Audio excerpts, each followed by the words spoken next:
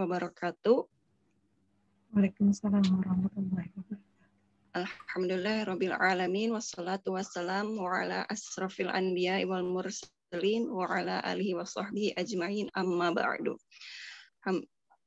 Alhamdulillah, segala puji dan syukur kehadirat Allah Subhanahu wa Ta'ala atas segala kenikmatan yang Allah berikan kepada kita hari ini, atas segala nikmat iman, hikmat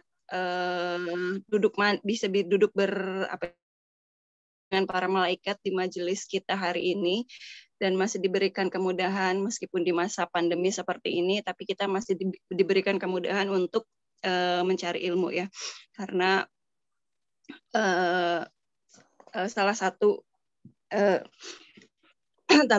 tak lupa juga kita panjatkan kepada Nabi besar kita, Nabi Muhammad SAW, atas segala qudwahnya, atas segala syafaat yang beliau berikan kepada kita, dan juga kepada keluarga, para tabi'in, para tabi'in yang telah memberikan juga petunjuk gitu ya kepada kita hingga hari ini.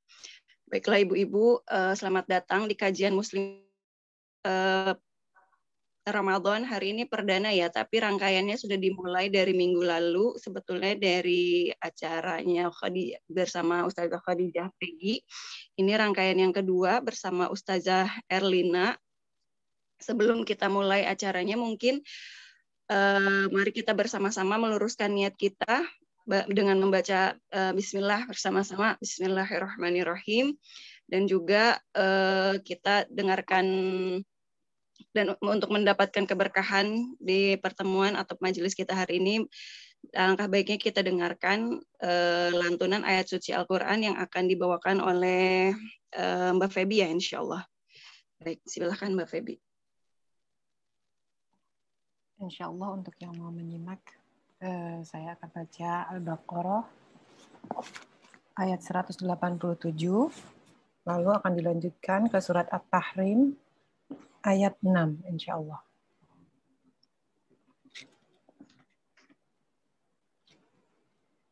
A'udzu billahi minasy syaithanir rajim. Bismillahirrahmanirrahim.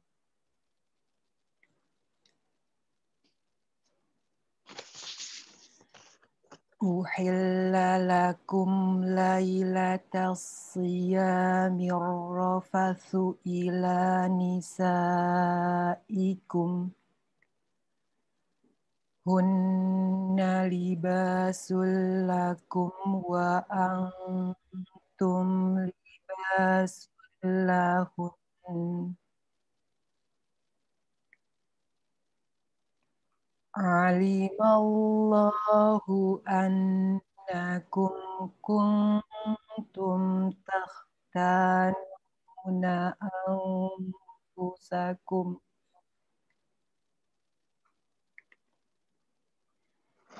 Alimallahu annakum kuntum takhtanuna anfusakum fataba alaikum.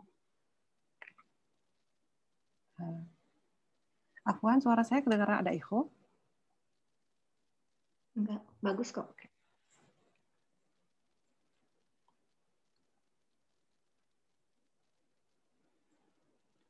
Fal'ana bashiruhunna wabtaghu ma kataballahu lakum wa kulu washrabu hatta yatabayyana lakumul khaytul abyadu minal khaytil aswadi minal fajr. Thumma atimmus siyama ilal lail wala tubashiruhunna wa antum akifuna fil masajid. Tilka hududullahi fala taqrabuha.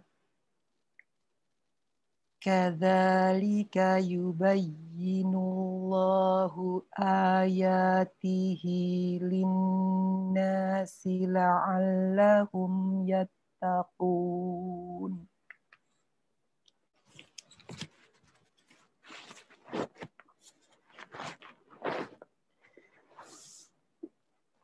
Bismillahirrahmanirrahim.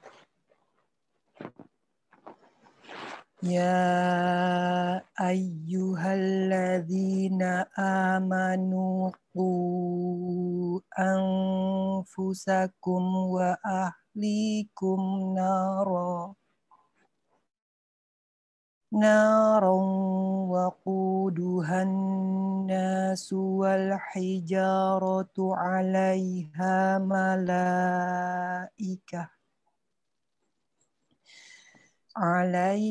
malaikatun ghiladhun shidadul la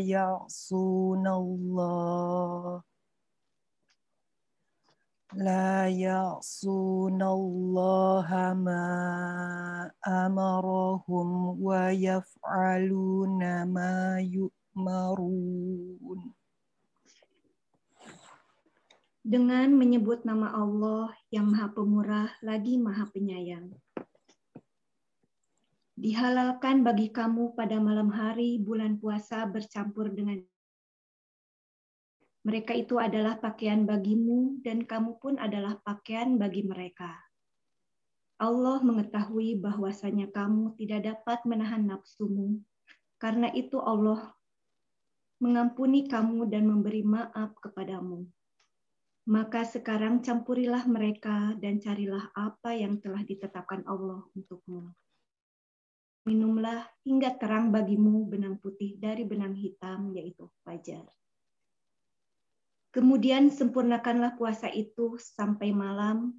Janganlah kamu campuri mereka itu sedang kamu beriktikaf dalam masjid. Itulah larangan Allah, maka janganlah kamu mendekatinya. Demikianlah Allah menerangkan ayat-ayatnya kepada manusia supaya mereka bertakwa. Hai orang-orang yang beriman, peliharalah dirimu dan keluargamu dari api neraka yang bahan bakarnya adalah manusia dan batu. Penjaganya malaikat yang keras, yang tidak mendurhakai Allah terhadap apa yang diperintahkannya kepada mereka, dan selalu mengerjakan apa yang diperintahkan. Maha benar Allah dengan segala firman-Nya. Assalamualaikum warahmatullahi wabarakatuh.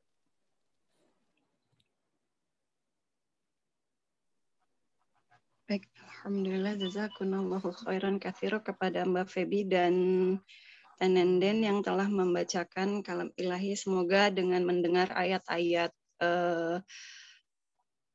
Al-Quran ini, hati kita bisa semakin semakin diluruskan lagi niatnya dan semakin merasakan bahwa semakin lembut gitu ya, dan semakin lembut atas kebesarannya Allah gitu. Baik, alhamdulillah kali ini juga Ustazah Elina sudah hadir. Ustazah ahlan wa sahlan, dan kemudian juga kepada para ibu-ibu hadirin sekalian yang telah hadir hari ini, selamat datang sepertinya dari segala penjuru Jerman. Alhamdulillah sudah hadir. Apakah ada juga ibu-ibu atau muslimah lain dari luar Jerman? Alhamdulillah selamat datang juga di kajian muslimah. Mudah-mudahan bisa menambahkan keberkahan di bulan Ramadan kita dan juga bisa menambah saling silaturahim insyaallah ya. Baik, untuk mempersingkat waktu, nggak usah berlama-lama dengerin saya bicara mungkin ya, gitu. Insya Allah kita langsung aja ke agenda berikutnya, yaitu kajian bersama Ustazah Erlina. Ustazah, Assalamualaikum. Mudah-mudahan suara saya bisa terdengar dengan baik ya. Waalaikumsalam warahmatullahi wabarakatuh. Alhamdulillah terdengar Mbak Zeni. Alhamdulillah, baik. Baik Ustazah, insya Allah saya mungkin bacakan dulu biodatanya Ustazah, mungkin bisa dikoreksi mungkin jika ada yang salah, atau tapi mungkin akan saya persingkat aja karena Masya Allah, subhanallah, banyak banget di CV-nya atau di yang apa ya, kegiatan-kegiatan yang Ustazah pernah ikuti juga, dan juga bahkan tulisan-tulisan yang Ustazah pernah tulis juga banyak ya di sini. Jadi mungkin saya rangkum jadi beberapa aja gitu. Ya betul. Baik, beliau Ustazah ini sebetulnya namanya aslinya Mas Farlina Limarwangi ya Ustazah, betul ya? Insya Allah. Betul, beliau nama panggilannya atau nama bekennya gitu ya, kita bisa disebut dengan nama Ustazah Elina Supendi begitu. Beliau lahir di Jakarta 8 Januari dan beliau itu juga lulusan dari Sastra Arab FS Fakultas Sastra Universitas Indonesia ya Ustazah. Betul, saat ini Ustazah aktif di pembina Majelis Taklim Muslimah di Tangerang mungkin ya Ustazah, kalau saya kurang kalau Selatan saya, ya di Tangerang Selatan. Kemudian juga beliau konselor keluarga bersertifikat RKI. Nah, mungkin bagi saya pribadi atau ibu-ibu yang ingin berkonseling, dan jika Ustazah ada waktu mungkin bisa langsung japri nanti gitu ke Ustazah ya, karena beliau juga ternyata konselor keluarga bersertifikat, berarti kan diakui gitu ya. Ustazah ini juga hobinya traveling dan kuliner. Kemudian suami beliau bernama Ahmad Marzuki, dan Ustazah mempunyai 6 orang putra putri, 5 putra dan 1 putri gitu. Terus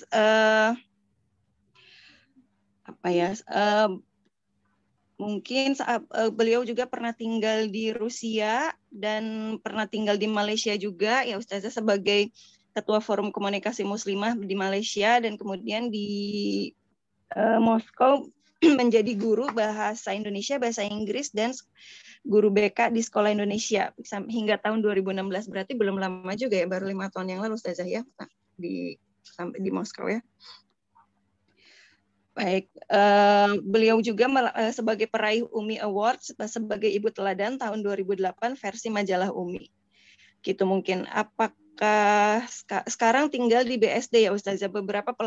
Ada banyak beberapa pelatihan yang Ustazah pernah ikuti, tapi sepertinya saya jika Ustazah mengizinkan, saya sebutkan yang salah satu pelatihan yang terakhir aja Ustazah ya, karena ternyata Masya Allah banyak banget gitu pelatihan-pelatihan yang Ustazah pernah ikuti. Salah satunya yang paling terbaru adalah pelatihan bersertifikat konselor keluarga nasional RKI atau Rumah Keluarga Indonesia pada bulan Maret tahun 2001. Nah ini baru banget nih Grace, berarti Masya Allah ilmunya masih terupdate. Apa yang namanya ilmu itu selalu berkelanjutan ya Ustazah, renewable, nggak pernah mati insya Allah.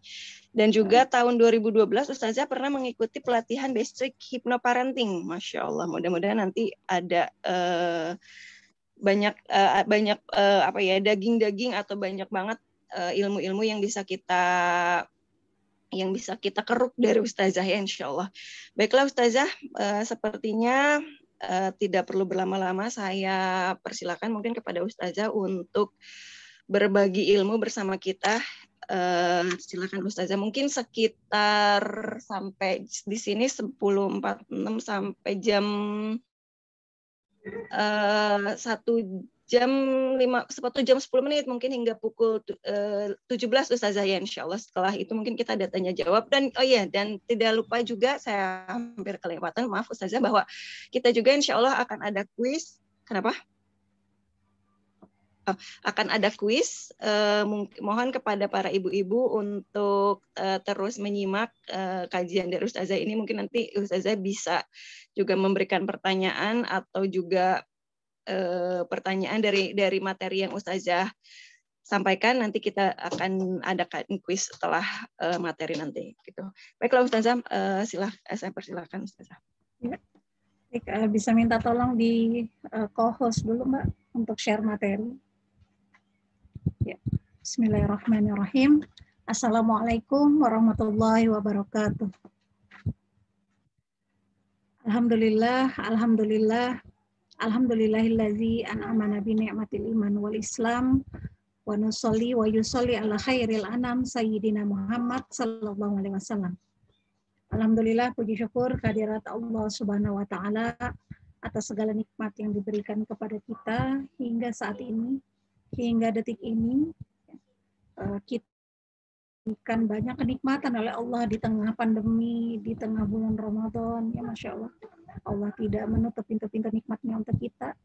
Bahkan juga Allah memberikan nikmat ditundanya ajal kita ya, di tengah banyaknya saudara atau mungkin circle terdekat kita yang wafat.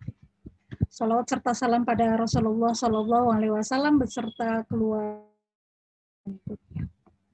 Ya, baik, alhamdulillah sebelumnya saya mengucapkan jazakumullah khairan katsira atas undangannya. Ini kalau tidak salah yang kedua kalinya. Baik, saya akan share screen sebentar. Ya.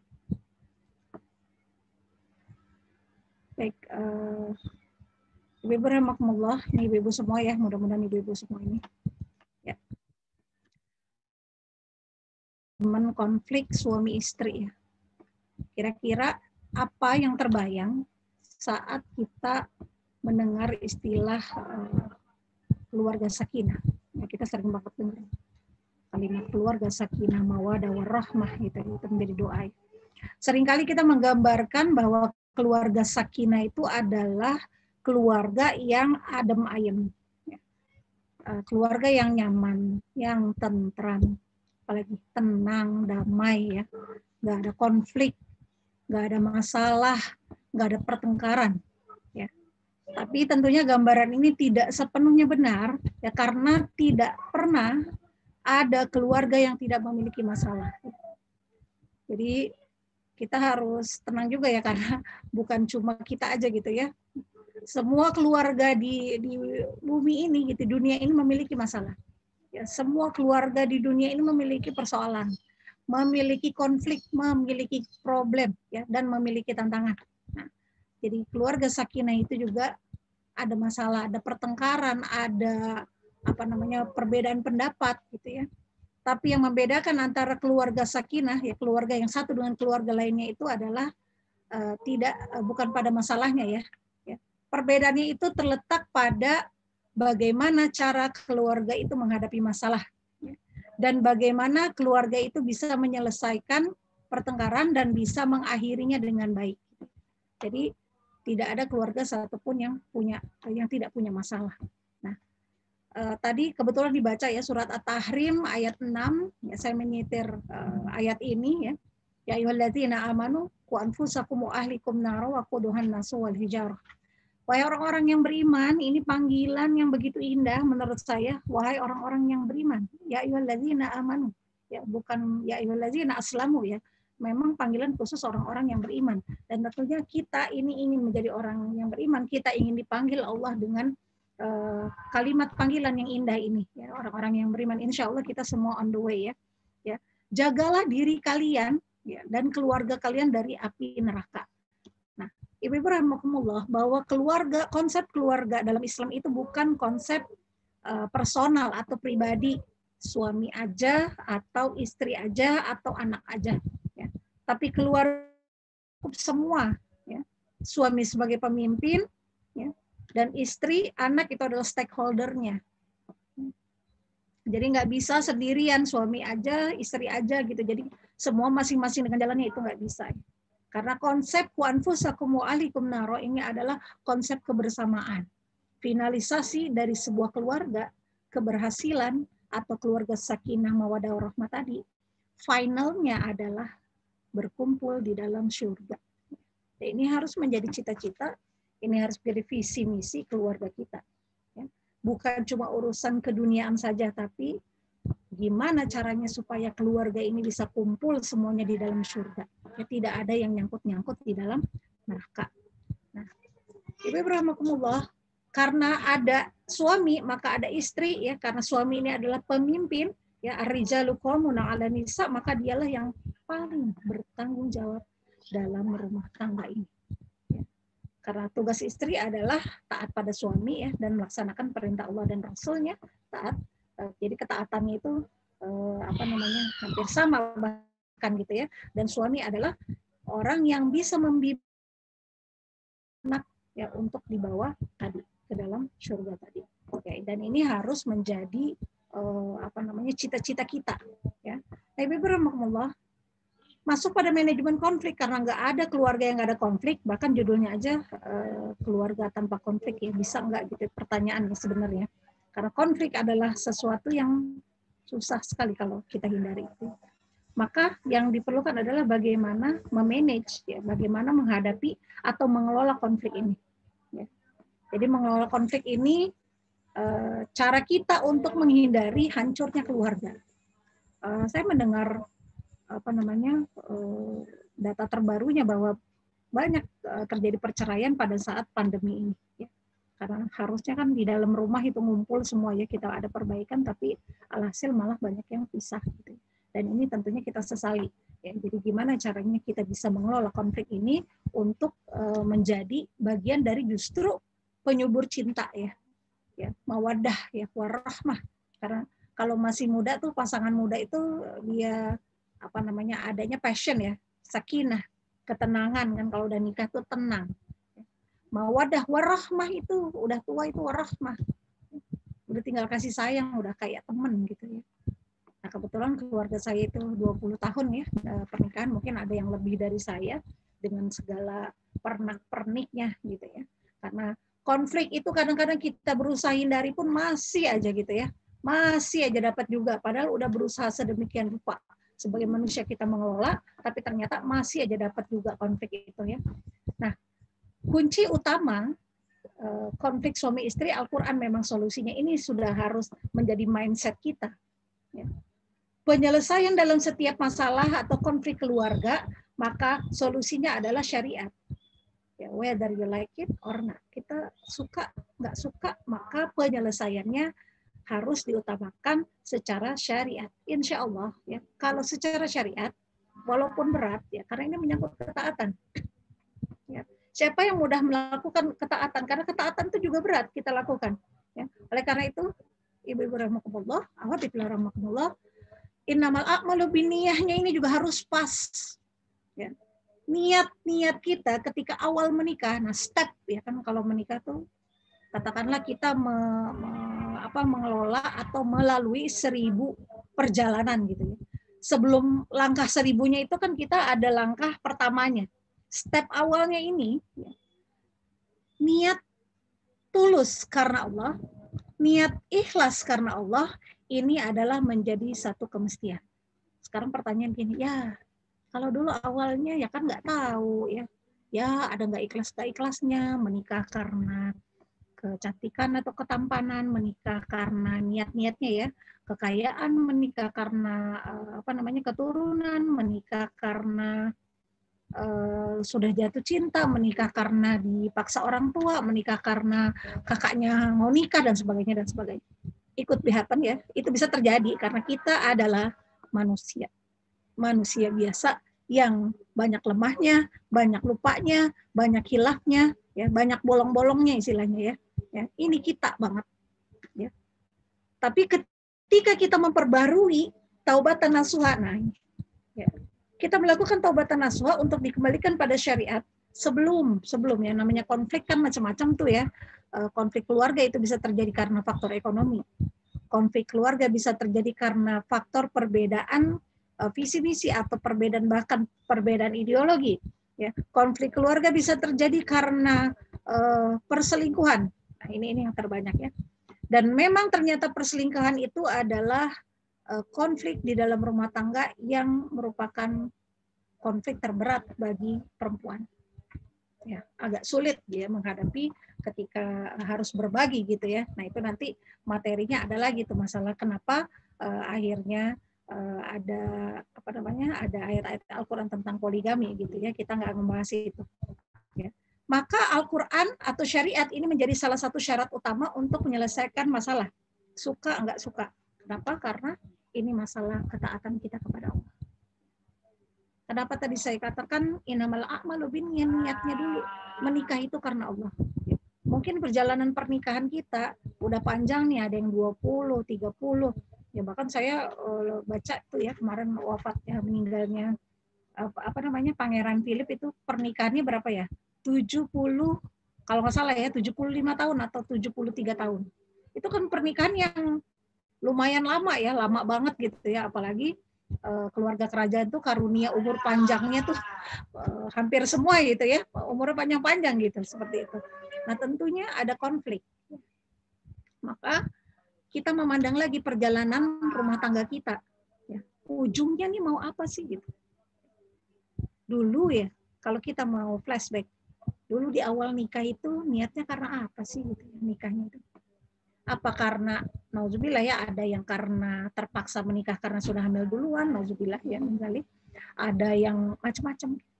Maka kalau di awal atau step innamal a'malu binniyahnya kita itu ada salah-salah langkah karena kita dulu mungkin belum pernah mengkaji Al-Qur'an, belum mengikut kegiatan keislaman atau ketidaktahuan atau kebodohan ya, maka ada taubatan nasuha. Nah, taubatan nasuha ini penting untuk istilahnya kita nolin lagi tuh step awal kita ya, supaya balik lagi ke nol, balik lagi mengikhlaskan diri karena Allah tadi. Dan memang pada kenyataannya ya Ustazah, ngomong sih gampang ya, tapi ya Allah kalau udah ngerasain tuh gitu berat Ustazah, Masya Allah gitu ya. Berat ya, kehilangan anak juga berat gitu. Apalagi kehilangan suami ya, kehilangan suami maksudnya adalah kehilangan karena fenomena pelakor misalnya seperti itu ya. Maka di sini kita harus sangat bijak menghadapi konflik ya. Nah, kita semua ingat ya cara Allah ya menggambarkan konsep takwa ya, karena tadi solusinya adalah kembali pada syariat ya. Ujungnya adalah kita ingin menjadi orang yang takwa ya, maka dikaitkan dengan takwa itu adalah dikaitkan dengan orang yang bukan ya tidak pernah melakukan kesalahan. Jadi orang yang takwa itu bukan tidak pernah melakukan kesalahan ya, atau tidak melakukan fahisya atau kekejian misalnya, manusia bisa ya biasa ya, atau bukan orang yang tidak mungkin melakukan tindakan yang buruk ya. Tapi sikap takwa itu adalah ya, muncul, dia keluar pada saat dia ketika dia terlanjur melakukan kekejian atau fahisya ya, sebagai manusia ya, karena semua orang itu memiliki peluang untuk melakukan kesalahan. Tapi yang membedakan orang yang bertakwa dengan orang yang tidak bertakwa adalah ketika terlanjur melakukan kesalahan, apa yang dia lakukan.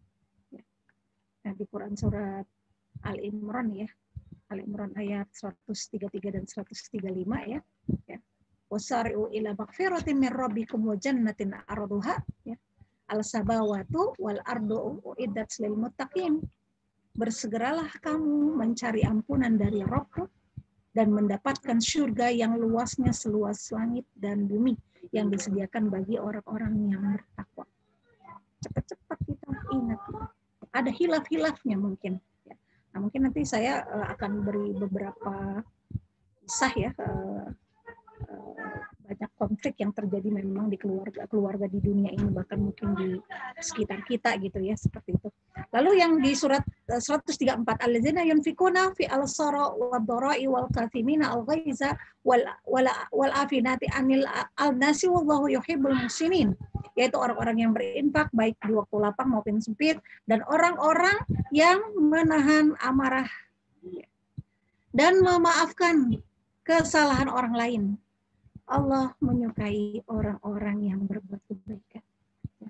Lalu lanjutannya di 135 ya. Wallazina idza fa'alu fahishatan aw zalamu anfusahum zakaru alaha fastaghfaru lizunubihim wa may yaghfiru adz-dzunuba illa Allah wa la yusiru ala ma'falu wa hum la ya'lamun.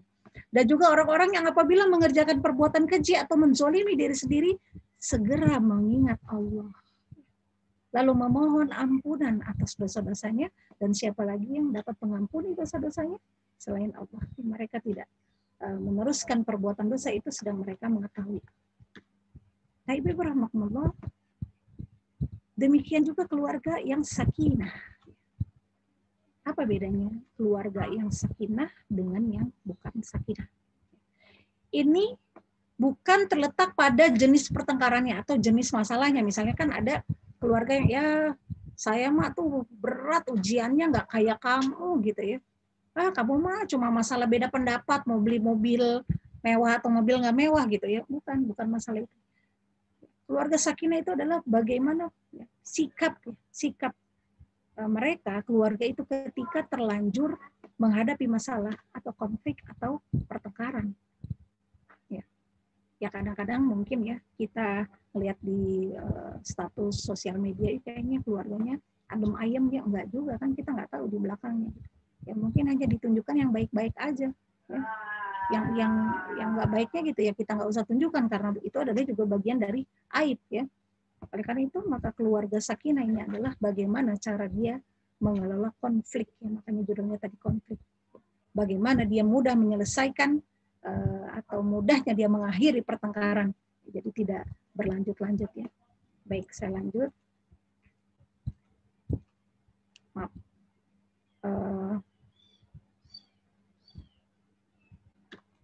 Oke. Nah ini, manajemen konflik ada di sebelum konflik, ada saat konflik, ada setelah konflik. Ya, maka kita harus bisa membedakan, harus pandai mengelolanya ya. Nah sebelum konflik ini, di awal itu memang kita harus ada kesepakatan ya dengan pasangan. Ya.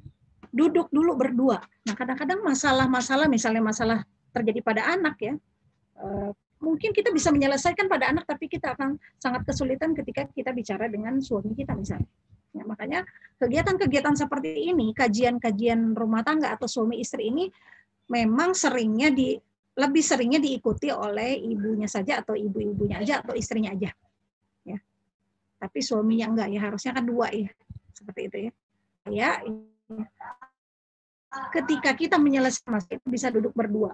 Bahkan kita sebelum ngurusin anak kita duduk berdua dulu. Anak ada masalah maka sejatinya adalah yang ada masalah pertama kali adalah orang tua. Gitu. Nah, lalu yang kedua adalah kuatkan motivasi kita. Berumah tangga itu adalah ibadah. Tadi ya innamal a'malu binniyat di awal tadi ya. Lalu kuatkan visi keluarga. Nah, ini yang perlu duduk berdua. Setelah kita duduk berdua dengan suami, ini keluarga mau dibawa kemana nih? Mau ke surga apa ke neraka? Ini gimana nih gitu. Maka kepala keluarga lah yang membawa ini gitu ya. Yang menakodai ya. Jadi harus memiliki visi ya, kebahagiaannya dunia dan akhirat ya. Yang ketiga adalah komunikasi lancar. Waktu komunikasi, cara komunikasi, atau tempat biasa berkomunikasi. Karena setiap pasangan ini biasanya memiliki solusi atau cara berkomunikasi yang beda-beda. Ya, apalagi kita menghadapi misalnya pasangan yang latar belakangnya mungkin dari keluarga dengan budaya spontan, ada yang dengan budaya lemah lembut, ada yang ini kadang-kadang tergantung daerahnya juga dan tergantung besarkan. Biasanya begitu. Maka sebelum konflik kita duduk dulu, lihat dulu. Ini suami saya ini kalau ngomong ada pasangan suami istri, si suami dari Sumatera, si istri dari Jawa Tengahnya dari Solo, begitu lembut gitu ya ngedenger apa tuh namanya pintu digubrak aja langsung astagfirullah gitu ya, karena dia tidak terbiasa gitu bersuara keras, sementara si suami biasa suaranya keras ya. Ketika saya tinggal di Rusia, orang Rusia itu kalau ngomong itu teriak. Saya pikir marah-marah gitu ya. Ada selamat dibilang, ya Allah, Elin aku kok di Rusia dia ngomong apa Bu? Ngomongnya begini. Ibu itu dia nanya alamat di mana. Dia nanya kamu orang mana karena dia nggak ngerti bahasa ya. Ini kan masalah komunikasi. Tapi ngomongnya kencang gitu. Oh dia nggak marah Bu, emang orang Rusia kayak gitu sama dengan orang Sumatera gitu ya. Maka ini kita harus pahami terlebih dahulu. Ibu-ibu di rumah itu kita harus profiling suami kita. Jenis suami kita tuh seperti apa? Di profil ujung rambut ke ujung kaki. Ini dia tuh kayak mana ya karakternya? Oh ternyata dia tuh orangnya kayak gini ya. Kita profiling dia. Kalau mungkin suami kita akan kesulitan memprofiling kita mungkin karena kita perlu tahu juga laki-laki dan perempuan itu ada di bukunya ya, Men from Mars, Women from Venus itu ya. Laki itu beda, cara berpikirnya beda, cara penyelesaiannya beda, nggak kayak kita. Ya, makanya ibu-ibu kalau marah sama suami, jangan diem aja. Ya. saran saya jangan diam aja. Laki tidak akan paham kalau kita marah hanya ngegebrak pintu, dia nggak akan paham. Terus kita marah banting piring, dia nggak paham. Baru kalau kita ngomong ya, atau kita diam aja ya, atau madep kanan tidur membelakangi dia nggak akan paham. Ya. Ketika itu dia akan paham kalau kita bilang pah ya, atau ayah marah gitu ya, dia baru pantesan gitu ya piring dibanting, dia baru sadar belakangan ya. Karena laki-laki itu memang berbeda cara pandangnya, ya. Berbeda cara komunikasinya, maka disinilah perlu ada tengah. Ya. Biasanya saya kalau ngomong di depan bapak-bapak itu saya akan to the point ngomongnya, bapak-bapak nih begini loh cara ngadepin istrinya, begini gitu ya. Biasanya bapak-bapak senyum aja gitu ya. Harus kita baca nih, Rabbana atina fid dunya hasanah wa fil akhirati hasanah wa qina azabannar. Ini kunci yang saya katakan tadi di awal di At-Tahrim ayat 6 ya, bahwa kita ingin kumpul di dalam surga. Nah, saat konflik terjadi, kalau tadi sebelum ya, kalau saat konflik terjadi, emosi sedalam-dalamnya. Ya, maka kata Rasul dikatakan orang yang sabar itu bukan orang yang badannya besar, tenaganya kuat, tapi orang yang mampu menahan amarahnya. Maka Rasulullah mengatakan ya, la taqdab walakal jannah. Jangan marah karena bagimu surga. Kalau saya tadi dengar istilah begini ya, perempuan itu ya, dia bisa menyimpan rasa cintanya ya terhadap seseorang selama 40 tahun. Siapa tadi perempuan itu bisa menyimpan rasa cintanya kepada seseorang selama 40 tahun dia bisa menyimpan. Tapi dia tidak bisa menyimpan rasa cemburunya barang 1 detik. Gimana kalau cemburu itu? Itu langsung meledak gitu ya. Ya. Ini normal sebenarnya. Kita perempuan. Ya. Atau misalnya perempuan itu bisa memaafkan tapi tidak bisa melupakan. Maka saat konflik terjadi, bagaimana kita mengatur emosi kita sebagai perempuan ini penting. Meredam emosi sedalam-dalamnya. Lalu kita kembalikan kepada motivasi kita. Nah, kenapa perlunya kita taubat dan nasuha atau mengembalikan niat-niat awal nikah kita? Ya, motivasi dan visi keluarga kita, ya, yaitu tuntunan syariat. Ya. Ibu-ibu rahimakumullah, taat itu memang tidak mudah. Kita lakukan ketaatan seperti halnya taatnya Nabi Ibrahim. Ya. Ketaatan Nabi Ibrahim ini luar begitu susahnya mendapatkan anak, ya. Begitu dapat anak, sama Allah disuruh ditinggalkan di padang pasir. Tapi karena Nabi Ibrahim taat, maka dilakukan. Kalau bukan karena Allah, gitu, nggak mau saya begitu. Semua karena Allah. Ya. Jadi motivasi kita, visi ini karena Allah aja. Jadi marah gitu kita sama suami, ya Allah, kalau bukan karena Allah, gitu. Nggak mau nih saya ngikut. Misalnya disuruh suami, kamu pakai baju merah dong. Tuh, nggak suka pakai baju merah. Ya Allah, karena taat sama ya suami dan sama Allah, yang penting kalau bukan karena Allah saya nggak mau nih gitu. Ketaatan Nabi Ibrahim begitu. Diberikan anak, ya, ditinggalkan, setelah besar, ketemu, reunited, ya, bahagia sekali, setelah itu turut perintah berikutnya untuk disembelih. Ini perintah yang luar biasa pada Nabi Ibrahim. Apa yang dilakukan oleh Nabi Ibrahim? Beliau taat. Ya, beliau sam'an wa ta'an. Kalau bukan karena Allah, nggak mau nih saya. Ketaatan itu luar biasa. Ya. Dan mereka berhasil mendidik anak yang juga taat kepada Allah. Wahai ayah, apakah ini perintah Allah untuk menyembelihku? Kata Nabi Ismail. Naam. Kalau gitu, ini kan ketaatan yang luar biasa. Sosok keluarga yang luar biasa yang bisa menjadi panutan. Taatnya cuma sama Allah aja berat, memang berat. Ibu rahimahullah. Ya. Jadi kita kembalikan motivasi kita hanya untuk Allah saja. Ya. Lalu laksanakan kesepakatan kita. Ini langkah keluar dari konflik adalah biasanya di awal-awal nikah. Alhamdulillahnya waktu saya dan suami menikah itu di awal kita sempat ngobrol ini. Kita sempatkan untuk ngobrol ini. Jadi visi misi saya dan suami ya, adalah keluarga dakwah. Yang namanya keluarga dakwah itu maka suami berdakwah, istri berdakwah, maka anak-anak juga harus berdakwah. Maka kami, ya, saya dan suami menyiapkan anak-anak kita untuk bisa berdakwah. Contoh misalnya anak saya yang kuliah, yang sulung kuliah ya di Unibrau, Maka konsep dia itu udah konsep dakwah itu sudah dimulai sejak SMP, sudah dimulai sejak SMA, ya itu terlihat. Jadi misalnya kalau SMA tuh ya kalau ada teman misalnya teman dia dijauhi oleh teman lainnya, saya bilang kamu bukan ikut menjauhi seperti teman-teman lainnya, tapi temani dia, ya. Sadarkan dia gitu ya. Jadi kalau lihat orang yang buruk itu, karena ini konsepnya dakwah, kuatkan dulu dari rumah. Sampai sekarang kuliah juga begitu, ya konsepnya dakwah. Ya, jadi ada kesepakatan, ada duduk berduanya.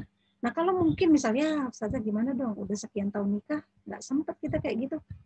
Ya ada taubatan nasuha. Kita mulai lagi dari nol. Yuk Pak, yuk Ayah, yuk kita mulai lagi dari awal ya. Tidak ada salahnya, tidak ada istilah ketinggalan tuh nggak ada untuk kebaikan tuh. Ya. Fastabiqul khairat tuh nggak ada istilah ya udah telat, udah tua, nggak ada. Kita mulai lagi dari awal, kita lakukan kesepakatan, ini mau dibawa kemana, kita pengen kumpul semua di dalam surga. Maka langkahnya itu nanti ke sana. Lalu jangan berpikir hitam putih, siapa yang salah, siapa yang benar. Terus saya ingatkan bahwa kita harus melatih diri kita untuk bisa melihat ke dalam. Pola egoisme atau egosentris adalah ketika harus ada yang salah, somebody has to be blamed. Harus ada yang disalahin. Ini salah ibu saya karena kalau saja ibu saya nggak didik saya begini-gini, salah dia gitu. Orang yang melihatnya keluar dia akan senantiasa menyalahkan orang. Ini bapak saya sih dulu tentara nih tegas banget, jadi saya kayak gini gitu. Kalau masalah orang tua, pola asuh bagaimana kita diasuh oleh orang tua, maka kita tidak layak lagi ya untuk karena kita sudah paham. Kita sudah mengkaji, kita sudah mengerti, maka kita tidak layak menyalahkan orang tua. Ke orang tua itu, sebesar apapun kesalahan mereka, tugas kita hanya birrul walidain. Bahkan pada orang tua kita yang non-muslim. Kita tidak menyalahkan mereka atas pola asuh mereka. Saya nggak kayak gini kalau orang tua saya nggak bercerai misalnya. Kita bukan lagi pada bab itu. Kalau masih pada bab itu, maka selesaikan dulu. Kontemplasi dulu, selesaikan dulu. Banyak zikir, mendekatkan diri pada Allah, perbaiki hablum minallah, ya. Karena ketika kita memperbaiki hablum minallah, maka insya Allah Allah akan memperbaiki hablum minanas kita. Ya. Kita ingin mengakhiri hubungan dengan manusia, ingin baik-baik saja, hubungan pada siapa, maka perbaiki hubungan dengan Allah. Ini kunci. Ini adalah kunci utama. Maka ketika kita ingin berpikir menyelesaikan konflik rumah tangga, jangan berpikir hitam putih. Wah emang itu suaminya nggak benar gitu. Karena apa? Suami istri ini unalibasulahunna ya. Suami istri ini satu ya sama ya pakaian. Jadi kalau istrinya begini, suaminya begini gitu. Apa kita menyalahkan Allah? Ya Allah kenapa sih Allah kasih suami saya kayak gitu? Kita nggak bisa menyalahkan Allah kayak gitu. Bagian dari rukun iman adalah percaya pada takdir baik dan takdir buruk. Kayak takdirnya misalnya ya kita diberikan suami yang tidak baik, nauzubillah misalnya, atau kasusnya Asiyah dengan Fir'aun. Kira-kira jodohnya Asiyah itu siapa? Ya pastinya bukan Fir'aun karena Fir'aun ya, dihumban ke dalam neraka. Bahkan Fir'aun tidak diberikan kesempatan untuk bertobat pada saat tenggelam itu. Pada saat mau tenggelam itu hampir dia nyaris mengucapkan kalimat-kalimat penyesalan, tapi mulutnya itu disumpal dengan lumpur oleh malaikat Jibril. Allah nggak ridho ya, karena kesalahannya udah luar biasa. Nah sekarang apakah Asia itu, jodohnya Asia itu ada di surga, bukan Firaun. Kan ada tuh contoh-contoh suami istri, suaminya soleh banget, istrinya kayak gitu, atau istrinya soleh, suaminya kayak gitu. Kira-kira di mana jodohnya? Jika Allah berkenan menyadarkan suami atau istri yang tidak soleh tadi sadar, maka mereka menjadi jodoh. Tapi kalau tidak sampai akhir contoh Fir'aun tadi ya dengan Asia, maka dia bukan jodoh. Ya jodohnya ada di akhirat, ada di surga. Ya, seperti itu. Nah, saya kembali lagi tadi kita jangan berpikir hitam putih siapa yang salah. Kadang-kadang ya mungkin kita punya masalah dengan suami, kita lihat saya bilang tadi ya, profiling suami kita. Dulu bagaimana sih suami kita dibesarkan oleh keluarganya. Misalnya ya, ada seorang suami yang dibesarkan di keluarganya itu senantiasa dilayani sama ibunya. mau makan disiapin, bajunya dia udah ada, udah setrika, udah rapi. Ibunya tuh begitu melayani, dedikasi yang tinggi ya. Ya nggak salah ya, saking sayangnya sama anak ya. Tapi akhirnya si laki-laki ini hanya akan tumbuh menjadi laki-laki yang demanding terhadap istrinya. Dia akan menuntut hal yang sama biasanya. Banyak kejadian kayak gitu. Ya. Makanya saya mulai mendidik anak-anak saya. Jadi konsep mendidik anak itu adalah mendidik anak laki-laki menjadi bapak yang baik dan suami yang baik. Mendidik anak perempuan untuk menjadi istri yang baik dan ibu yang baik.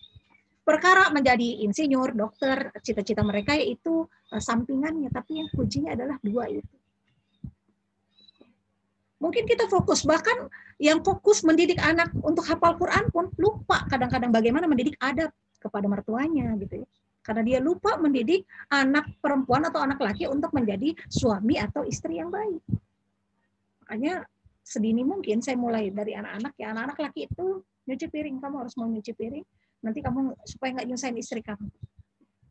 Kamu harus mau cuci baju. Ini bukan pekerjaan hina karena Rasulullah SAW juga mencuci bajunya. Rasulullah juga menjahit sendalnya. Rasulullah juga menjahit bajunya sendiri. Tidak menyusahkan istrinya. Ya, kata Rasulullah, aku adalah ya, muslim yang baik terhadap keluarganya. Ya, seorang mukmin yang baik itu adalah yang baik terhadap keluarganya. Jadi kita ajarkan anak-anak kita dari sekarang. Lalu bagaimana kalau ternyata memang suami kita kesulitan untuk bisa tandem? Karena suami istri itu adalah tandem, saling, silang. Rasulullah juga begitu. Dicontohkan sebenarnya oleh Rasulullah ya, ikut mencuci dan sebagainya. Nah kadang-kadang kan ada pola asuh ya. Penting sekali bagaimana kita harus memprofiling suami kita, dilihat bagaimana dia dibesarkan. Oh iya, dia dibesarkan tuh sama ibunya dilayanin banget. Pagi tuh sarapan udah ada. Bahkan ada kasus seorang suami yang sebelahnya itu ada dispenser, tapi dia bilang ke istrinya, tolong ambilin air. Padahal mah tinggal begini aja gitu. Karena dia sudah terbiasa. Apa kita menyalahkan ibunya? Tidak. Ya. Maka kesabaran istri harus ditambah. Bukan kebencian yang kita berikan pada pandangan kita pada suami, tapi kasihan dia sebenarnya. Ya. Memang merubah orang dewasa tuh berusaha untuk menambah kesabaran kita untuk menjadi istri yang soleh. Ya, nggak ada ruginya, insya Allah. Nggak ada ruginya. Ya. Nah, yang selanjutnya ada selesaikan berdua dulu. Ini masalah kita. Jangan sendiri ya. Kalau memang seringkali ada konflik ya, tunjuk-tunjukkan ini kamu. Ya kamu harusnya gini itu. Pengennya kita begitu ya. Kalau apalagi kalau lagi marah pengennya nunjuk-nunjuk orang. Artinya kita lebih demand keluar. Tapi kalau ke dalam, maka konsepnya itu adalah muhasabah. Kenapa saya begini? Perbanyak istighfar. Apa yang terjadi? Kenapa seperti ini rumah tangga?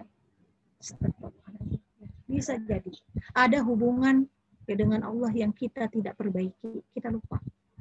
Kadang-kadang kita lupa, pengen punya anak soleh, tapi kita tidak mensolehkan diri. Kita pengen punya suami soleh, tapi kita lupa mensolehkan diri kita. Ya. Maka penting sekali untuk bisa dimen ke dalam ya, atau ke muhasabah diri. Ya. Berikutnya jangan konflik di depan anak-anak ya, trauma ya, ada hutang pengasuhan. Saya sendiri agak kesulitan ketika menghadapi ketika ada yang konsul ya, menghadapi muslimah ya atau istri yang berasal dari keluarga broken home. Karena lukanya begitu dalam. Lukanya sudah banyak dan belum sembuh. Jadi memang tidak mudah. Ya, karena banyak hutang pengasuhan yang dia dapat. Karena banyak akhirnya banyak luka-luka yang harusnya pulih. Itu untuk pulih sepenuhnya itu kan nggak bisa. Ya, artinya apa? Kalau dia banyak didera urusan-urusan misalnya terjadi pemukulan, KDRT dan sebagainya, maka kunci utamanya adalah memaafkan. Dan ini nggak mudah. Perlu waktu lama. Untuk pulih itu perlu waktu. Oleh karena itu, kenapa konsep keimanan yang harus kita tingkatkan? Karena ini adalah masalah keimanan. Kenapa seorang laki-laki yang harta yang soleh sekalipun bisa selingkuh? Ya, kan ada bolong-bolongnya tuh. Ya Allah Ustazah, suami saya itu soleh banget. Tapi kok bisa ya? Gitu. Saking solehnya kok bisa tergoda perempuan lain misalnya. Ya. Gitu diperhatikan ternyata saking solehnya kan dia nggak tahu yang namanya nggak pernah bandel lah gitu ya.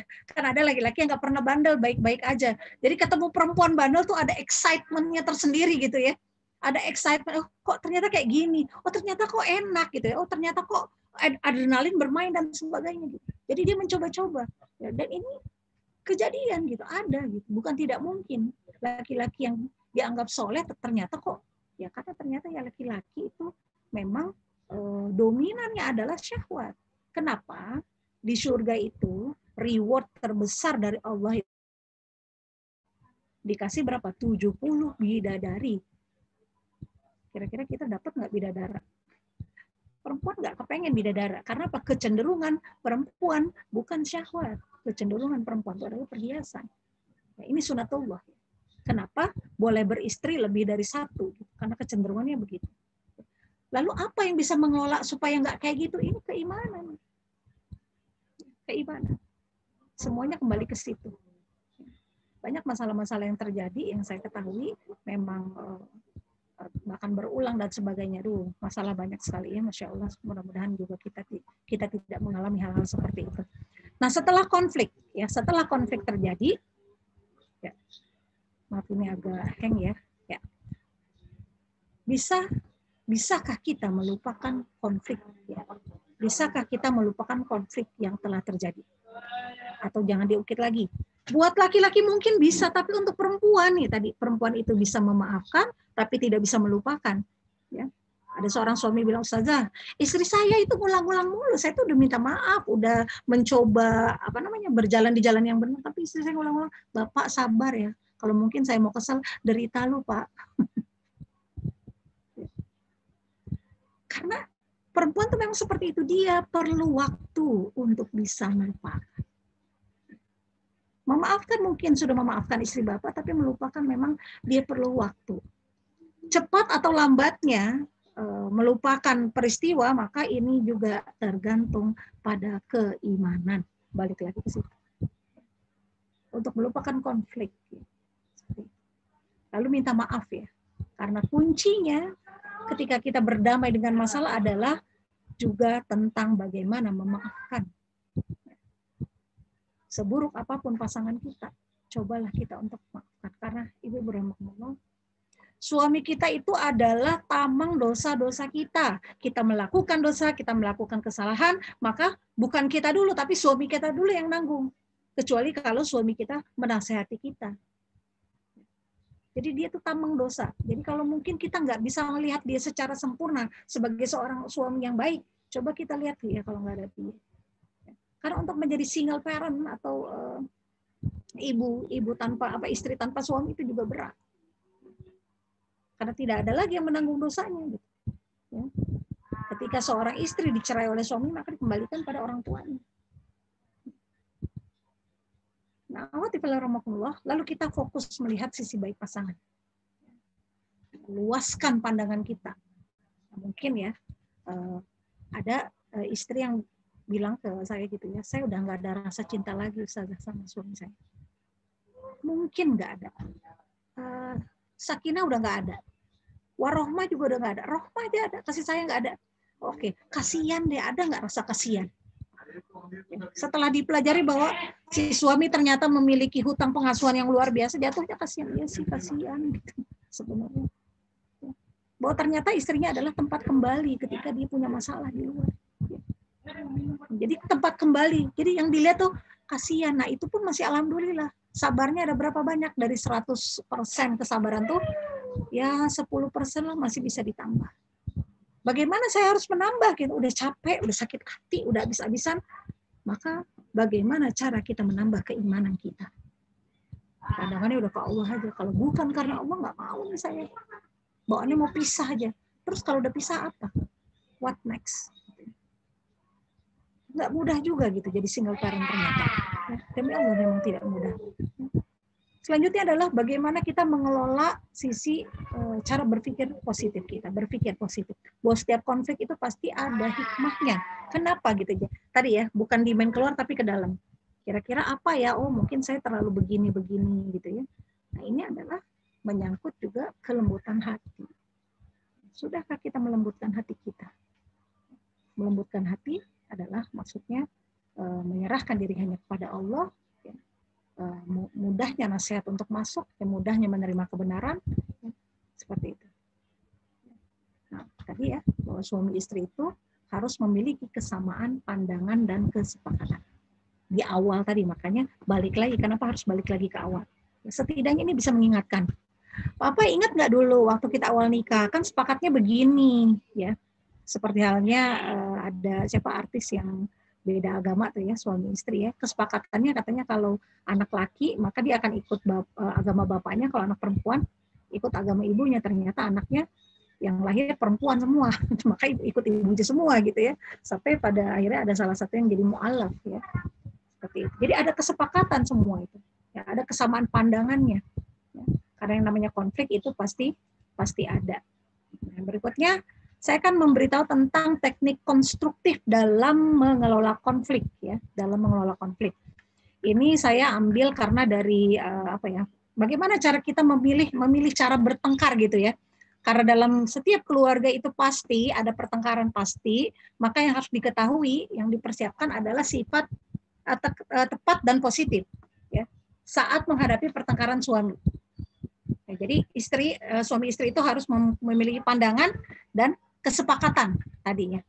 Nah, ada studi yang dilakukan oleh universitas di Amerika ya, Michigan kalau nggak salah ya. Dia menguji gaya bertengkar suami istri, menguji 373 pasangan selama 16 tahun ya, panjang tuh waktunya ya.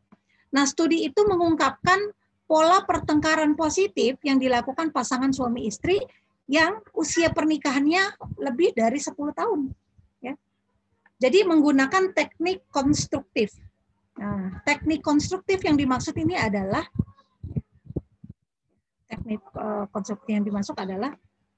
di slide berikutnya. Teknik berbicara dengan tenang, mendengar dan memasukkan humor. Ya, Ustazah memasukin humor orang lagi marah boro-boro gitu ya. Karena pola ini itu membuat pertengkaran tidak berkembang ya, menjadi kebencian atau dendam atau permusuhan. Ini juga dilakukan oleh Rasulullah, teknik konstruktif ini. Ini terjadi ketika istri beliau marah ya, cemburu ya. Aisyah itu cemburu suatu ketika ya oleh Rasulullah. Tapi Rasulullah, dan bahkan saat itu ketika Aisyah cemburu itu Rasulullah tidak tidak emosi ya, menganggapnya tenang ya, Rasulullah santai gitu, tenang, cooling down, tidak emosi sama sekali gitu ya, dan memanggil Aisyah dengan kalimat panggilan yang indah. Jadi Rasulullah kepada istri-istri itu lebih mengalah gitu. Bahkan ketika Zainab cemburu pun ya, sampai dibanting itu ya, nampan isi roti ya. Padahal saat itu ada tamu gitu ya. Padahal kalau secara adabnya gimana sih? Tapi yang namanya istri Rasulullah juga manusia biasa yang bisa salah gitu ya. Maka apa yang dilakukan oleh Rasulullah ini kan di hadapan tamu banyak ya. Kalau mungkin dilihat nggak sopan banget tuh banting. Rasulullah tersenyum terbilang, Ummul Mukminin sedang marah gitu. Ummul Mukminin sedang cemburu sambil tersenyum. Nah, sahabat semua tertawa ya. Tanpa mempermalukan dia. Nah, bahkan memanggilnya Ummul Mukminin, ibunya orang mukmin gitu ya. Tidak merendahkan. Rasulullah tidak ngomel, nggak marah ya. Mungkin kalau laki-laki biasa itu ada marah, nggak sopan banget. Ada tamu malah gitu. Nah, ini adalah teknik konstruktif yang dilakukan oleh Rasulullah SAW. Tenang, mendengarkan ya, dan memasukkan humor. Rasulullah melakukan ini. Ya. Jadi teknik konstruktif itu Ibu rahimakumullah, yang pertama adalah suami istri saling mengalah.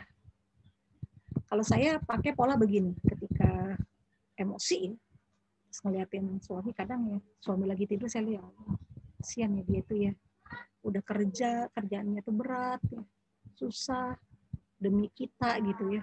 Kadang mungkin dia harus mengorbankan dan sebagainya. Jadi kesian gitu. Jadi konsep suami istri harus saling mengalah. Jadi kalau suami meninggi itu ya kita lebih baik diam. Jadi jangan dua-duanya teriak gitu. Sekarang kenapa sih suami istri itu harus teriak ngomong? Padahal posisinya dekat ya, berhadapan-hadapan tapi saling teriak. Kenapa? Karena hatinya lagi jauh. Kenapa sih pada saat suami istri itu lagi mesra, ya, ngomongnya tuh bisik-bisik gitu. Karena saat itu hatinya lagi dekat, ini masalah hati. Yang kedua adalah tidak menggunakan kalimat yang menyakiti hati pasangan. Nah, ini kita pilih-pilih. Kadang-kadang kita ya mulut suka kelebihan nih. Namanya juga perempuan ya, nggak bertulang lidahnya ya. Kadang-kadang ya, laki-laki juga ada begitu. Kita ingin mengeluarkan kalimat-kalimat yang waduh, menusuk gitu. Dalam, tajam gitu. Pelan sih tapi tajam gitu. Kan ada orang-orang yang apa tuh namanya bermulut pedas gitu ya. Kalau ngomong sih pelan tapi ya Allah nyakitin banget tuh, ada ya kayak gitu ya. Jadi tidak menggunakan kalimat yang menyakiti hati pasangan, baik dengan istilah atau apa gitu. Makanya kenapa harus ada humor. Ya. Aduh asik ya gitu ya. Misalkan suami kita ya, waktu itu kan suami saya lagi ngumpul sama teman-temannya, reuni gitu. Nggak ada yang salah dengan reuni ya, tergantung kita. Ada sih ini nggak? Oh ada gitu. Di antara mereka pernah ada kisah ya, tapi bukan pacaran. Saya bilang, wah asik banget yang lagi reuni deh. Tapi nadanya gitu ya, terus suami saya tahu ya, wah ada yang cemburu nih. Tapi tidak sampai pada konflik, karena hanya berujung pada bercanda aja gitu ya, kayak humor. Lalu yang ketiga, menggunakan nada suara yang rendah, diskusi secara nyaman, tidak tinggi-tinggian, karena apa, kalau tinggi itu apa sakit ya, menjerit itu kan nggak enak ya. Ya, emosi itu kan urat-urat ketarik semua, darah naik, tekanan darah naik dan sebagainya. Jadi menggunakan nada suara yang pelan rendah. Jadi asik banget ya yang lagi yang lagi reunian misalnya begitu ya, tapi tidak menggunakan kalimat yang tinggi. Ya. Yang keempat adalah mampu menjaga diri dan mengendalikan emosi. Memang ibu-ibu rahimakumullah, ketika terjadi konflik, kalau saling teriak, maka tidak akan ada jawaban. Tidak akan titik temu, tapi tenang. Ambil nafas 3 kali. Mau marah, pasti mau marah. Gitu namanya emosi ya. Istighfar langsung. Nafas 3 kali, istighfar dulu. Astagfirullah.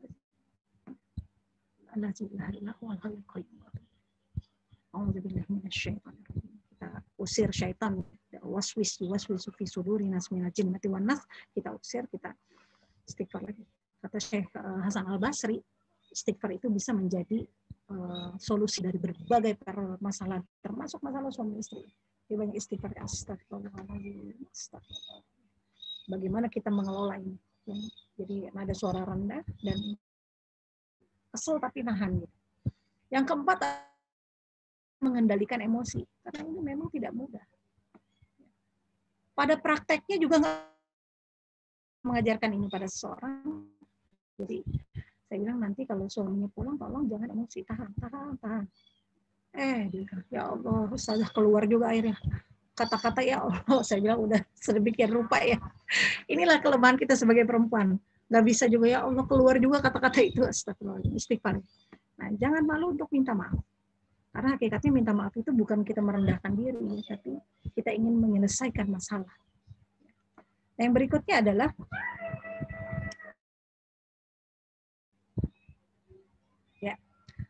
suami istri harus sepakat memilih cara bertengkar. Kita yang milih.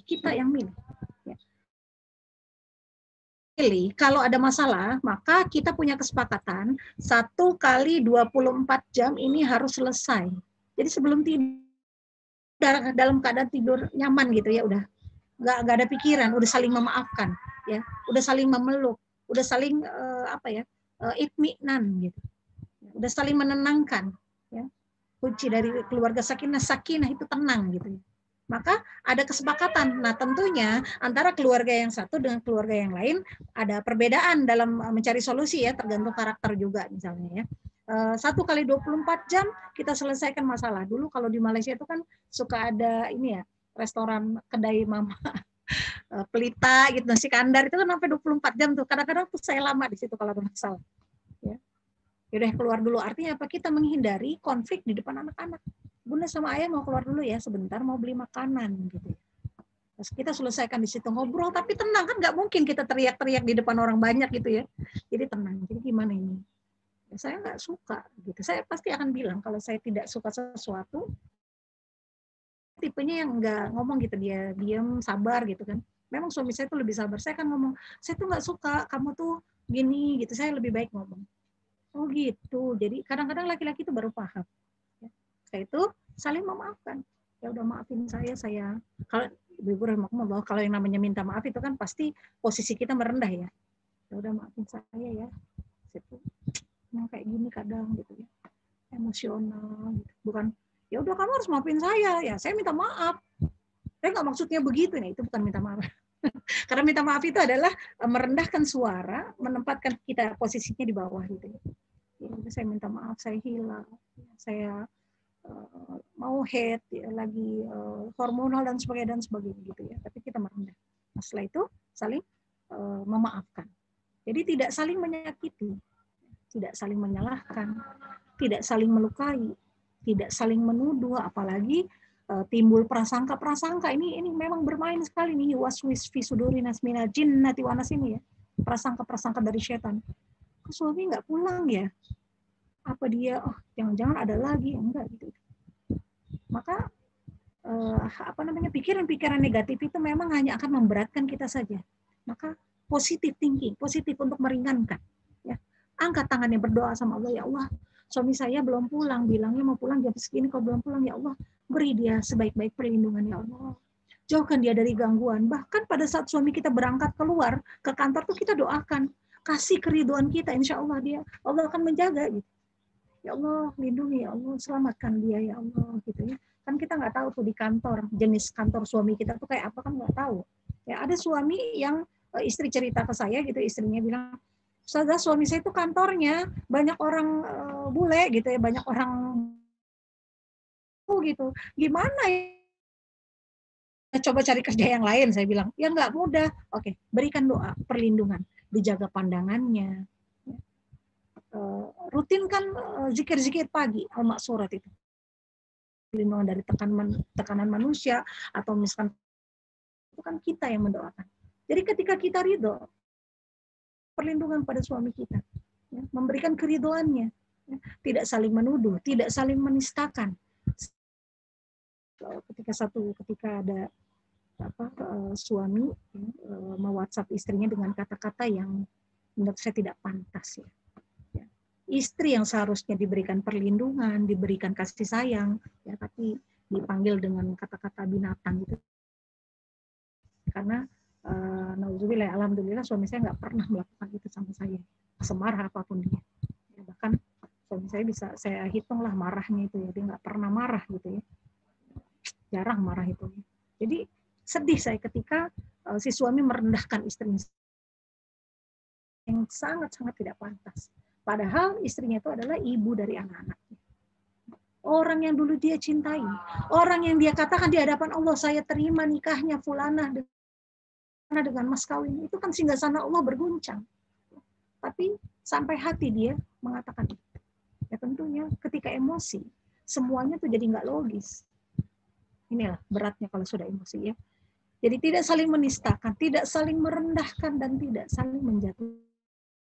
Atau misalnya istri kepada suami, ya, udah mah suaminya baik banget, terus kita ngomongnya, kamu tuh nggak pernah peduli, garis bawahi nggak pernah gitu ya. Jangan sampai begini, kita meniadakan kebaikan suami kita. Mungkin suami kita bukan siapa-siapa, tapi jangan sampai gitu, ibu-ibu, penting sekali supaya, karena konsep arijalu qawwamuna 'alan nisa itu adalah laki-laki itu lebih tinggi gitu ya dari istri ya, secara tanggung jawabnya memang lebih berat, maka ada kalanya kadang-kadang kita berusaha untuk merendah ya. Walaupun mungkin dari sisi pengetahuan kita lebih paham. Ketika suami cerita dengan excited-nya ya, ternyata ini loh mah begini padahal mungkin kita udah tahu. Nggak ada salahnya kalau kita sesekali, oh gitu ya Pak, excited mukanya, oh gitu ya, oh padahal kita udah tahu. Jadi bukan, iya itu mah udah tahu lagi, udah lewat gitu. Jangan, ini adalah bentuk merendahkan dia, gitu. Egosentrisnya kena tuh. Ya. Bagaimana kalau ada perempuan lain di luar sana yang begitu excited mendengarkan omongan dia? Ini bahaya.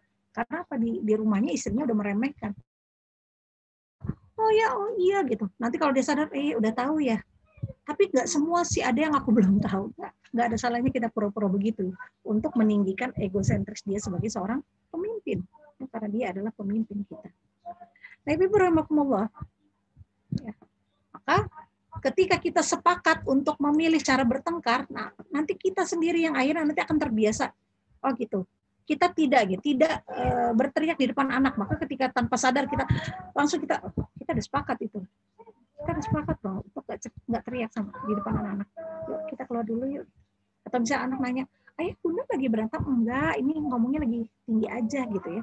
Karena apa? Anak itu akan merekam. Anak itu tahu. Ya.